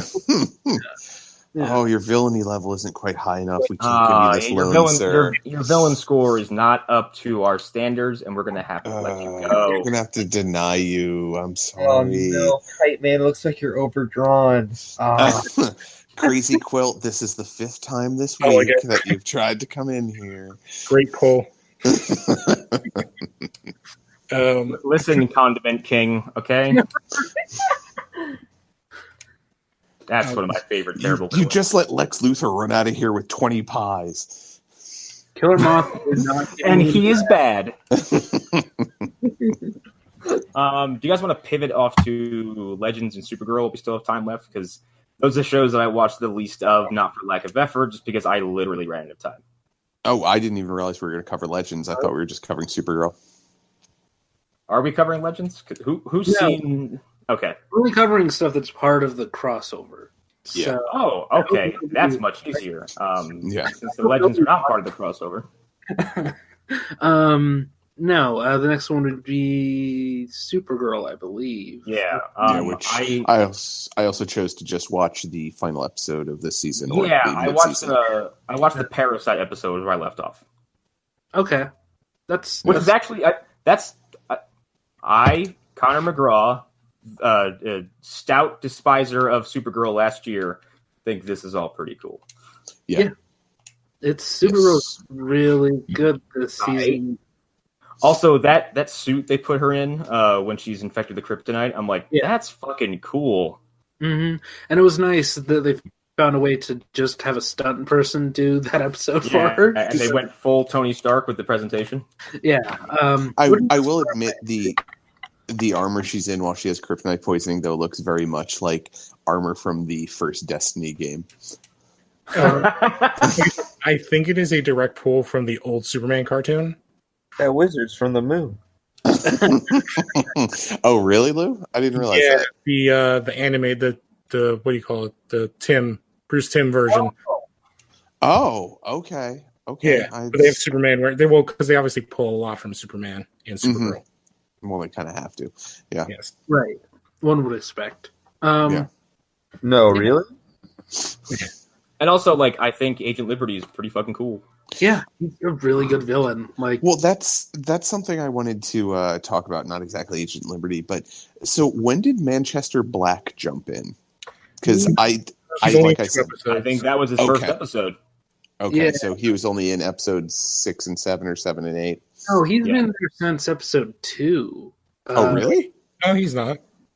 Yeah, he shows up shortly after his wife dies, like, and starts investigating it. Pretty sure. So does he have a power base or is he just powerful psychic? Okay, he's like the comic then and the cartoon as well. Well, okay. They don't have powers till this episode, though, in this show. Like, he had body armor. They kind of make it seem like he's like Black James Bond. So Idris Elba. Exactly. Correct James Bond. He is biting off Idris Elba's entire personality. It seems wholesale. Yes, he is. 5 years earlier, this would have been Idris Elba, but yes. Walk up a door. Yeah. But yeah, like he seems to just be like a guy who's very skilled and on his feet and pretty good at combat. And then at the end of this episode, he has a spear with lightning coming out of it, and I don't know where he got that. I was curious about that too. Yeah, because I mean, earlier in the episode, you see them finding brass knuckles with a Union Jack on it. So, look, it's the Speed Force. Okay, don't worry about it. Stop thinking about it. You're thinking about it. He was actually able to have sex with the Speed Force, and it produced all these weapons. Force, and its version of buying a dinner was to give him a lightning spear. That works. I'm okay with that. There you go, blam. But this show is still leaning into their very, very heavy social commentary on immigrants and how we feel about them, and the entire America First attitude. Mm-hmm. Yep, it's really good, and it does it well from everything I've seen. Like it's not too ham-handed about it. Like it actually approaches it from all angles. It does. It really does a good job of like being all-encompassing and really like looking at multiple sides of some of the issues and like like it doesn't paint anybody as just a straight up villain in the scenario. Agent Liberty's pretty bad until they become straight up but villain. they also did have at the one point Manchester Black is trying to team up with Kara. He's like she's like, well, no, we don't do this or whatever. She's like, what would you call you then? And he's like the tolerant or the intolerant left, which was very much a nice little dig at all of that whatnot. Mm-hmm. I don't know if you guys remember that. That's when she's trapped in the nth metal and he's trying to convince her to work with him. Yeah. I'm into it. Yeah. Also, as we've learned from society in general, it's a whole lot easier for someone to feel sorry for, a group of characters, if you make them not human. Mm-hmm. Yeah. Yep. Well, dehumanize anything, and it's easier to hate and want to kill it. Yeah. Well, in this case, it's like the District 9 thing, where it's like you feel bad for the aliens because like it pulls you, it separates you from like having any kind of like human attachment. Yes. Yeah. Well, that and like prejudices basically, because you're like oh, it's for shrimp people. It's like but that's they're an allegory for other people, but never mind. Nope. I'm glad you get it, kind of. Sort of. Yeah, now let me convince you to make this movie about Space Detroit. It's called Elysium. I don't hate Elysium. Elysium is okay. It's the biggest movie. It's aggressively fine. You know what? That is an astoundingly well way to put that. It's Star Wars. What are you guys talking about? I think it would have been more interesting if they would have actually gotten to cast Eminem and had it in Detroit. Like he wanted. If they had cast Eminem, oh my god, that movie would be so. Because you're going from Matt Damon, who I love him, but he's literally white bread. Like he's made out of like fucking. Well, no, that was the story that's the story that I'd heard was that the only reason Eminem didn't do it is because they didn't want to shoot in Detroit. Right. He's like, that's the only way I'm going to be in this movie is if you shoot in Detroit, which that would have been amazing. I honestly think that movie would have probably been 10 times better if they would have been able to do that. But it's an Eminem private porn collection because he still has a DVD collection. And at some point, some juggalos would have shown up and tried to start a fight and thrown a bunch of Fago at people. And, right. It's just him sounding like that Chris D'Elia impression of him. I'm darn. That's a movie that stars Wagner Moura, star of Narcos, and he's not interesting in that movie at all. And he's the reason to watch that show. So, I don't know. It's the movie also has knockoff Bam Margera. Yeah, it does. It has a lot of good parts to it, and it's just. I said before, I just very much appreciate Blumkamp. I always fuck up his name. Blumkamp. I appreciate his approach to visually interpreting sci-fi because it's all very it's very alien space truckery, where everything's just everything's super high tech, but and gross. It's also shit. Everything's gross and He should pair with somebody who's good at writing scripts, though. Yeah, I agree. Yeah, and he should stay away from casting people like De Antwoord in his movie because those two are. I guess I'm gonna be mean. They're dog shit. My God. Yep. Anyway, back to Supergirl. But yeah, no, these episodes are really good because they did something that's very hard, which is coming up with good challenges for Supergirl and good reasons for her to be, not panic, but her to be in trouble, I guess. Mm-hmm. Having genuine moments where it's I believe that this is a moment where she could probably die right here if things don't go right. I could really see her getting blown up by a small nuclear bomb, which is a thing that happens almost. That and you utilize her one major weakness well enough to the point where it's you don't have to suspend your disbelief. It's oh yeah, that makes sense. It's it's not going to hurt anybody else except that one person. Yeah. Well, yeah. Go ahead, Arlen. She goes to an island where the power dampeners do their thing, but they don't completely take away her powers because she's Supergirl. Yeah. So it's like Luke Cage, basically. Yeah. Well, I was just going to say to circle back to how this entire season has handled politics in general. It's also done a good job of having her be the person who is running right down the middle and not because they're indifferent to either side. They're just no, there's a compromise that we can reach if we all work together. And I think it's really good showing her being that idea of what we want out of Superman, not the do you bleed Superman. If you wanted it, I'd be dead. If you wanted it, I'd be dead already. If I wanted it, well, I mean, technically, if somebody wanted it, if somebody wanted it from Superman, they probably would be dead. If you wanted it, I'd be dead already. I mean, what? I'm bad at this. The Batman ends tonight. Next time they shine your light in the sky, blah blah blah, something. Do you bleed? Gotta let horses drown. God fucking damn it! And sometimes you gotta stand idly by while a handicapped man gets blown up. Yep. And you cannot save me from this tornado. I know you want to, but you really can't. You just can't. I won't let you. But remember, this isn't our interpretation of Superman. This is a different. I'm sorry. Barf. Barf. You're right. It's not our interpretation. It's a bad interpretation. Exactly. Yeah. I love some of the people that like that movie. It's great. I'm glad you enjoy it. I think you're an okay person, but I've heard the argument. I don't mean that in a dismissive way either. I apologize if it came out. You need to be specific. Because no, I'm not going to be Just specific. say his name. Just say his name. I'm not going to. Because I actually like this person, and I don't want to put him on blast on our show that only 4 people listen to, and 3 of them are probably Russian moles. I've heard the argument too many times that like, oh well, you need to just understand it's not your Superman. This is this person's version of Superman. But then you have to ask, like, then who the fuck is this for? Because like we're getting sold one thing and being given something else. Exactly, and I think that argument is horseshit. I think that's an apologist argument for what was put on screen, and they don't want to accept the fact that it's not good. I've come around on Man of Steel. I think it's a very entertaining film. And from a pure spectacle standpoint, I love the third act because it's like a Dragon Ball Z fight come to life. But then when you take a step back and you really look at it, it's like, yeah, he is like trashing the city he's supposed to like, love and protect. But he's just like, I'm going to fly through your fucking office building and just devastate the building. And I get that he's not Superman yet, but whatever. Yeah, I buy that. And of all people, what's his face?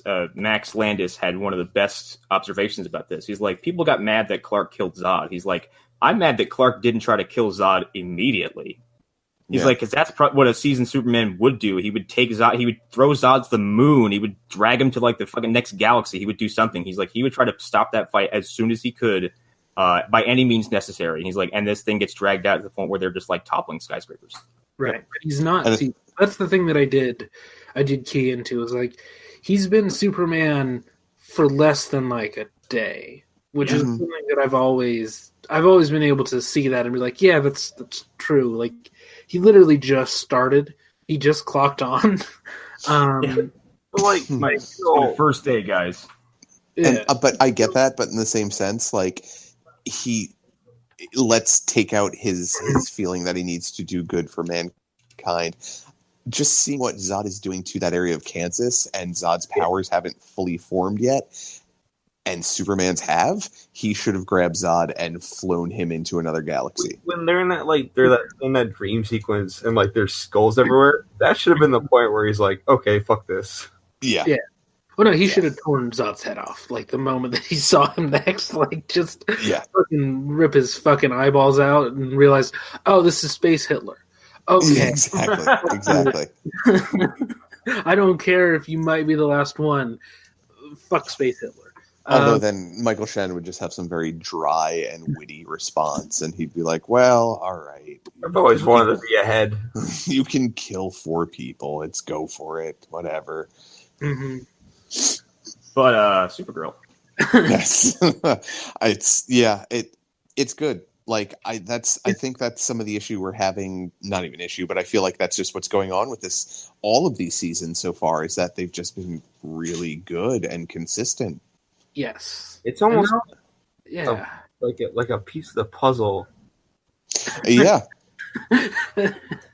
Yeah, it's almost like something got removed and something it's almost like there is a toxic addition to this production. Okay. Well, one might say a cancerous growth.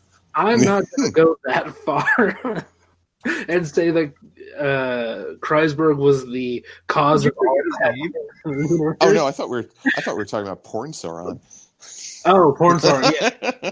No, I'm joking. I'm talking about Kreisberg. Maybe we're talking about both. No, Kreisberg's a piece of shit. And this is the important thing to remember. Up until the crossover, every season of those shows last season was good to fine. Like, Supergirl was fine before the crossover. Like, it was doing all right.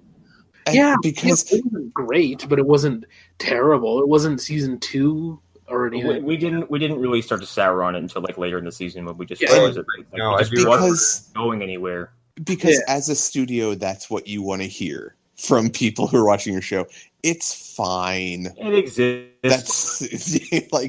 Man, we got to keep pumping this out because everybody's saying it's fine. I think of it like this. A 22-episode show, there are going to be episodes that nobody cares about. There's just going to be episodes that are bad, like in any 22-episode show. Dude, even South Park has episodes that are just like, this is a bank episode. This is something we thought of earlier, and we are just using it to fill space. Yeah, like those happen. And I was all right with Supergirl having some not so great ones in the beginning because that's kind of how Supergirl always goes a little bit. Like there are always some that aren't great, and then there's the episode with the White Martians, which I being really good. Yeah, that episode was phenomenal. That was like episode 4 or 5 of the season too, if I remember correctly. Yeah, it was somewhere in there, and it wasn't a bad episode. There were a lot of fairly good ones, and then it was literally the episode after the crossover where Porn Sauron showed up. That's when the monkey's paw curse came through. Right. It was like, oh my god, this show has taken a huge dive over the course of an episode. It was dramatic. Like I remember we talked about this, how evil Supergirl's costume was 1,000 times better than Reigns' costume. Yeah. Like, almost like even a question. Yeah. I don't know. I think part of me always held a bit of resentment because you didn't see that little girl explode like a pinata when that giant thing hit her. I mean, yes, that is a valid complaint because that girl should have just like popped. Like, she should have been like a balloon filled with pig's blood. My explanation is still she was Reigns' child, so she has some Kryptonian in her. Likely story. I mean, yeah. That's what the writers would tell you. Well, she is Reigns' kid. So, yeah, I don't know. But they just put their hands up and go, oh, superhumans. Yeah, this season that we're actually talking about is really good because they're staying true to the characters. They're staying true to the world that they've built so far. The villain's actually interesting. And anyone who wasn't immediately useful is gone. Look at you, Win. Well, Win served his purpose. Like, yeah, I don't miss him.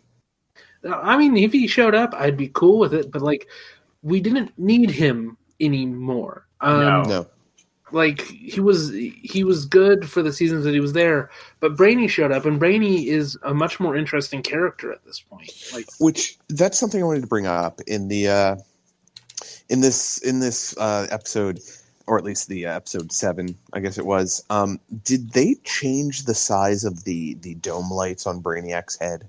They might have, because they looked much smaller and actually less offensive to me. They didn't look like dome touch lamps to me this time. They looked better than they did during that first episode. Yeah, the season.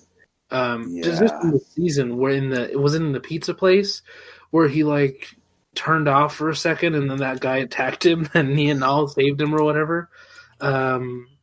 Yeah, like, and they looked much better. I agree. They weren't like the touch lamps that you. Well, I think there's a lot of care been taken into making his character a little more likable. So. Mm-hmm. And I think they're slowly going to scale back to the point where he's just blue and he has dots, which is a smarter design choice for a TV show. Being that he's actually supposed to be green with blonde hair and not blue with white hair.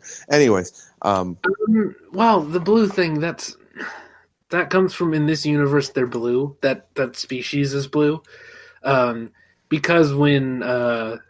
Sarah Vandervoort, I think I'm saying. Bless you. And what else would you like from our Trinidadian kitchen? She was Supergirl in Smallville, and when she had her cameo in the first season, she was from Brainiac's planet. She was like female Brainiac, basically, and they decided blue. That species is blue in this universe, so they're blue. Dabba-doo. You did it before I was fighting the urge to get it out. I was like, yeah, let it go. And it's like that thought left my brain. It was like, fuck it, I'm finding some brain to pop into. Oh, and you went to the person with the least amount of impulse control. So the show was quickly turning into that scene from Deadpool where they're all like rushing to do the jokes. Yeah. Anyway, you want to talk about the Elseworlds real fast before we wrap up? We're hitting 2 hours. Well, one thing I wanted to bring up real quick because I watched Supergirl before I watched the last episode of Arrow. When it ended, and you know how sometimes they'll have a post-credit stinger with some of these episodes. When you heard like the meteor or whatever it was starting to crash into the earth, I was like, oh, are we going to finally see what this weird second car is all about? And then it's like, oh, it's the Elseworlds Taser. All right, cool. I'll watch this, but I was really hoping we'd see something about the Red Sun version of Kara. Yeah, I'm curious what they're going to do. One episode. Sorry, I'm coming out of the darkness. She was punching a hole in a mine. Yeah, that was episode 1. That was the first episode, and we haven't seen her since. Well, it'll come back around. Yeah. We did see her again at one point. I don't remember when, but we did see her. She was like, "Should I do a thing?" And then they were like, "No, you should not do a thing" in Russian. And that was it. That was anyways. It was like a weird cutaway at the end of an episode. And I just it was just kind of a, hey, this is still here. Hi, this is still here. Okay. Like this thing that we introduced at the very end of episode 1, that's still happening. That still exists. It'll come back around. We're not ready for it all. Yeah, like you said. I think this season is going to be in like 3 chunks, if I had to guess. And that's the 3rd chunk because they're kind of setting up a Superman Unchained thing. I don't think they're going to do the full Superman Unchained, but like conflict between the government and Kara. And like, yeah, that's true. They were setting that up at the end of this episode. Yeah, and like, what is Superman's power, and does the government have the ability to step in and be like, "Yeah, no, you can't do this. You don't get to use your powers." And that's an interesting thing that you don't really get to see much. So I'm curious. Oh, I did want to bring up real quick the point when Corporal Freedom was coming out of the basement. When Manchester Black was chasing him, he looked like the goofiest son of a bitch on earth running in bright daylight. My only problem with Agent Liberty is that he looks too much like a fucking Destro ripoff. Yeah. He does. Just watching him run out of the basement and then away from Manchester Black, I was just like, this isn't happening. And this also, can't be happening. Like, Agent Liberty sounds like someone who is on the G.I. Joe roster. He's kind of like, it's funny that you mentioned Destro, because like I look at him and I'm like, wow, they're just straight up. That's just Destro. Yeah, except he's not an arms dealer, so. Right. Or if you want to go for a deep Sega cut, he's what is it, Doral from Virtua Fighter? Oh my god. Yeah, that works. Yeah. That works. Is, I was hoping I was an expecting you to pull something out of Revenge of Shinobi or something like that. So I mean, in terms of villains and like the kind of villain he is, he gives me very Zemo-ish vibes. Definitely. I very much dig. And specifically Civil War Zemo, of course, for everybody out there. It's like, which version? Yeah. Which version? Oh, You mean Al? The more relevant one, and not the man in the purple sash. yeah. The one who has it glued to his face, actually. Yeah, he looks he looks like what is it? I can't remember the X villain from Harvey Birdman. Mm-hmm. Yeah. Red X, I think it is. Yeah. I do want to one last note. I really like Manchester, like slowly like hinting at how he's going to kill him. Like, Yeah. I thought that was very well handled. Yes. And No, I love just how uncomfortable the visitation of Manchester Black was. Just this, yeah, honey, could you make him some more tea? I don't think he's leaving quite yet. I don't know what to do. There's a large black man here. I don't know. And he has an accent. It's confusing me. I need my gold mask. But all of these episodes, all the mid-season finales ended with the same thing. We got the Elseworlds teaser, and we got a new Elseworlds trailer a few days ago, which also has Eobard, and fuck yes! I wonder if he fights Grant Gustin Flash or Stephen Amell Flash, because he fights Amell Flash, which one of those fights is going to be infinitely more amusing looking than the other one. Tom Cavanaugh is not a tough looking man; he can be a scary man. Yeah. But like Stephen Amell looks like someone who would stab me if I crossed him. Yeah, I mean, I'm excited for it because it's a rematch technically from when Amell and Cavanaugh fought during not the finale of season 1. It was the penultimate episode. It was Oliver, Firestorm, and Barry against Reverse Flash. Yeah, that fight. And it was rad. Like Oliver shoots Thawne with an arrow that basically injects him with nanites that slow him down. So then Oliver starts fucking schooling him. Nice. But then he's like, I'm a speedster, and just like vibrates him out of his body. And then he's like, hey, you died at 86 years old in the history books. I'm about to change that. Excellent. But I really can't wait for Elseworlds. I don't know if there's much to say about Elseworlds at this point that we haven't said already. I mean, it's coming out Sunday. It's 48 hours from now, and it's a long 48 hours. I'll tell you. Monitor looks amazing. I'm amazed they were able to pull that off so well. I'm amazed that we didn't. Did we learn about him before they announced the picture of him? Yes. Okay, because I didn't know. I didn't realize he was going to be in it. Yeah, I didn't either until the picture showed up. Yeah. I had heard about it before that, so that's kind of why I was in the know on that. But I wasn't expecting him to look as good as he fucking does. Mm-hmm. I expected like the haircut maybe and like a leather costume, like we come to expect. But he looks like movie level, like and who is I know I've seen the guy a million times, and I guess he's one of those actors. But the guy who has the book and the shitty hair that the Monitor is. What is his? I've seen him everywhere. Yeah, he's from the family that is like Raylan's family is like rivals. Like they're like the Mags is his like grandma or something like that. If I'd seen an episode of Justified, I'm sure I would understand what you're talking about. I thought you knew. Nope. But I've seen him around. That's all. I just can't remember what. Like, and he looks like a shitty version of someone, but I can't remember which actor. Chiming in again. He was in that Constantine show. Nope, didn't watch an episode of that. Okay. Back to the depths. Spirit. Also, when we do From the Vault, we're definitely going to watch episodes of Justified because that's a superhero show. I've decided. I'll give it a try. With Elseworlds featuring John What's-His-Ship as that Barry Allen, like there's never been more of a reason to go revisit a few of those episodes.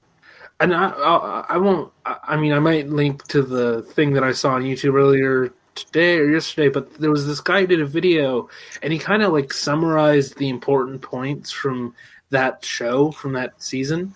And it actually does seem more interesting than I was probably giving it credit for. I love that show growing up. When they had their Reverse Flash, he was blue, but he was awesome. It's a blue version. It's a blue suited Flash, but it's also Barry, isn't it? Yes, it's like an alternate universe Barry. Like cobalt, like a cobalt blue type thing. Yes, very much so. Wait, hold on. So they did the future Barry Allen storyline on TV before it was ever in the comics? I don't think he's in the future. He's alternate timeline Barry. Well, it's alternate timeline Barry in a blue suit as a villain. It's basically Hunter Zolomon, but they called him Barry Allen. It's basically season 2 of Flash, kind of. Yeah. But before that, the show get to see Mark Hamill doing the Joker voice way before he did the Joker voice. Yes. Yeah. Also, by the way, the guy who has the book, he's the guy in Saving Private Ryan who doesn't. Oh, he's up him. Yes, he's the hiding in the corner while one dude is being stabbed in the chest. While Barry Pepper's not Barry Pepper, somebody else. Diesel dies. Yeah. Oh, okay. He's the dude who plays New York guy in every movie. He always plays a cowardly shit too. That's I think what I'm seeing. Like just looking at his face, I'm like, you play a Weasley son of a bitch in most movies. Well, I mean, he looks like he's dying. So he's in one of our favorite movies, Ravenous, which we should review. Oh my god! Wait, he's the guy who screams. He's the guy who wants bourbon, isn't he? Yes, he's bourbon now. Yes, yeah. Solaris. Who's he in Solaris? Oh no, Solaris, not Sunshine. Solaris is the one where they go to Neptune. Solaris is the one that's just two actors, essentially, though, if I remember correctly. Like they had the George Clooney and whoever the actress was version, and then there's the original. Is it Russian version? I think. Well, he's in this also, and he's a guy. The spoilers for Solaris. There's a guy who's there throughout the whole movie, and then you realize that he's been dead the entirety of the movie. Okay. What? Yeah, that you should check that movie out. It's pretty good. Like honestly, I think check out the newer version. I feel like that one's a little bit more watchable. Right. It's not in Russian, which is important. Yeah, that too. Yeah, However, the Russian Supergirl has watched the original probably. multiple times. They've shown it to her. Yeah. Well, I mean, she's an alien, so that makes sense. But you want to wrap up because I think we're all starting to lose energy. And we still have things that we want to do. Probably, maybe. I don't know. We still have what to do? Everybody still wanted to do some news, little bit of news, right? Or, I don't know if I have the wherewithal. I'm gonna fall asleep. Oh, you bunch of pussies! All right, well, I can hang in there if you want to do some things. Let's finish this one and then let's talk about it. How's about that? Yeah, let's keep this for off the air conversation. So I have been Connor McGraw. We just recorded another episode of Movie Dumpster. We recorded an episode for The Christmas That Almost Wasn't. And honestly, not as bad as I thought it was going to be. Kind of entertaining. And it features a villain named Phineas T. Prune. Hell yeah. Which I came up with several different nicknames for him that would fit along those lines. Let me pull up my notes real fast just to give you a little example. Barnaby Applesnitch, Whipplesnatch Crabtree, Thaddeus Prickly, Vanderbilt Crumb, and Brickleback Sourpuss. What? Are those all names? Those are names I made up, yes. But that episode's coming out. We have Santa's Sleigh coming out. Whole bunch of Christmas stuff, and then after that we're going to take a short break, and then we're going to launch season 2 with some probably new tactics and stuff, so I'm excited. Let's see. Lost Hour Podcast has relaunched as of today when we're recording this, so go listen to that. It is on Anchor, and it will be on all the other places very soon, so go do that.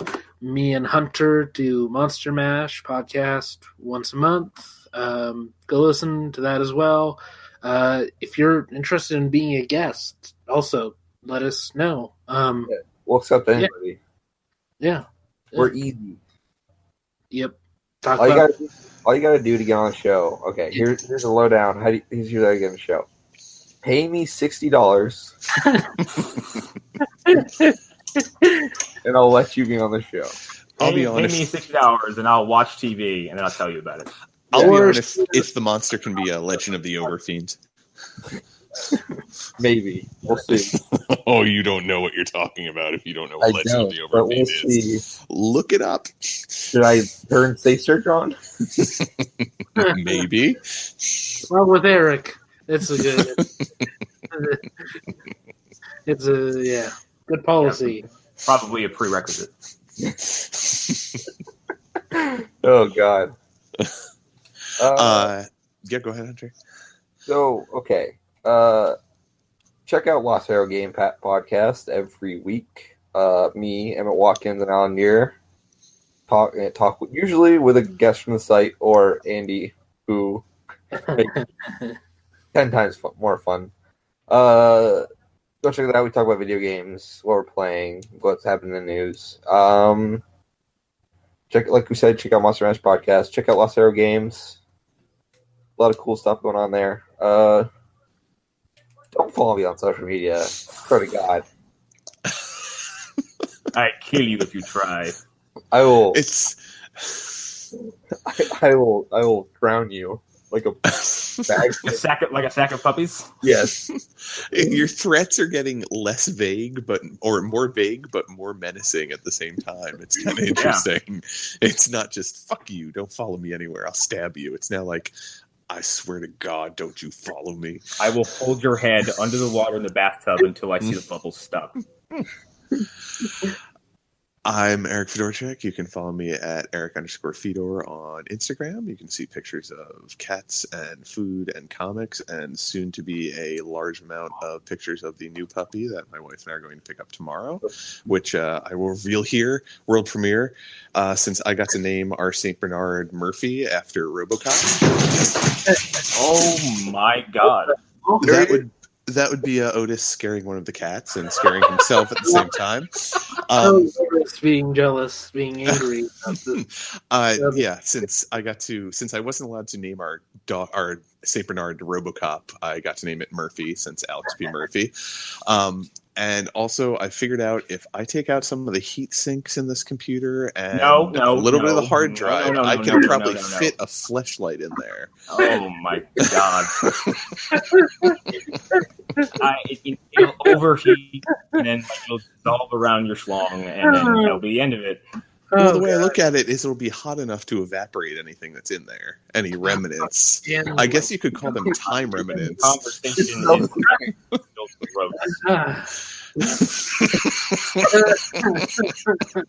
yeah, fucking goodbye, everybody. Oh god, why is this so funny?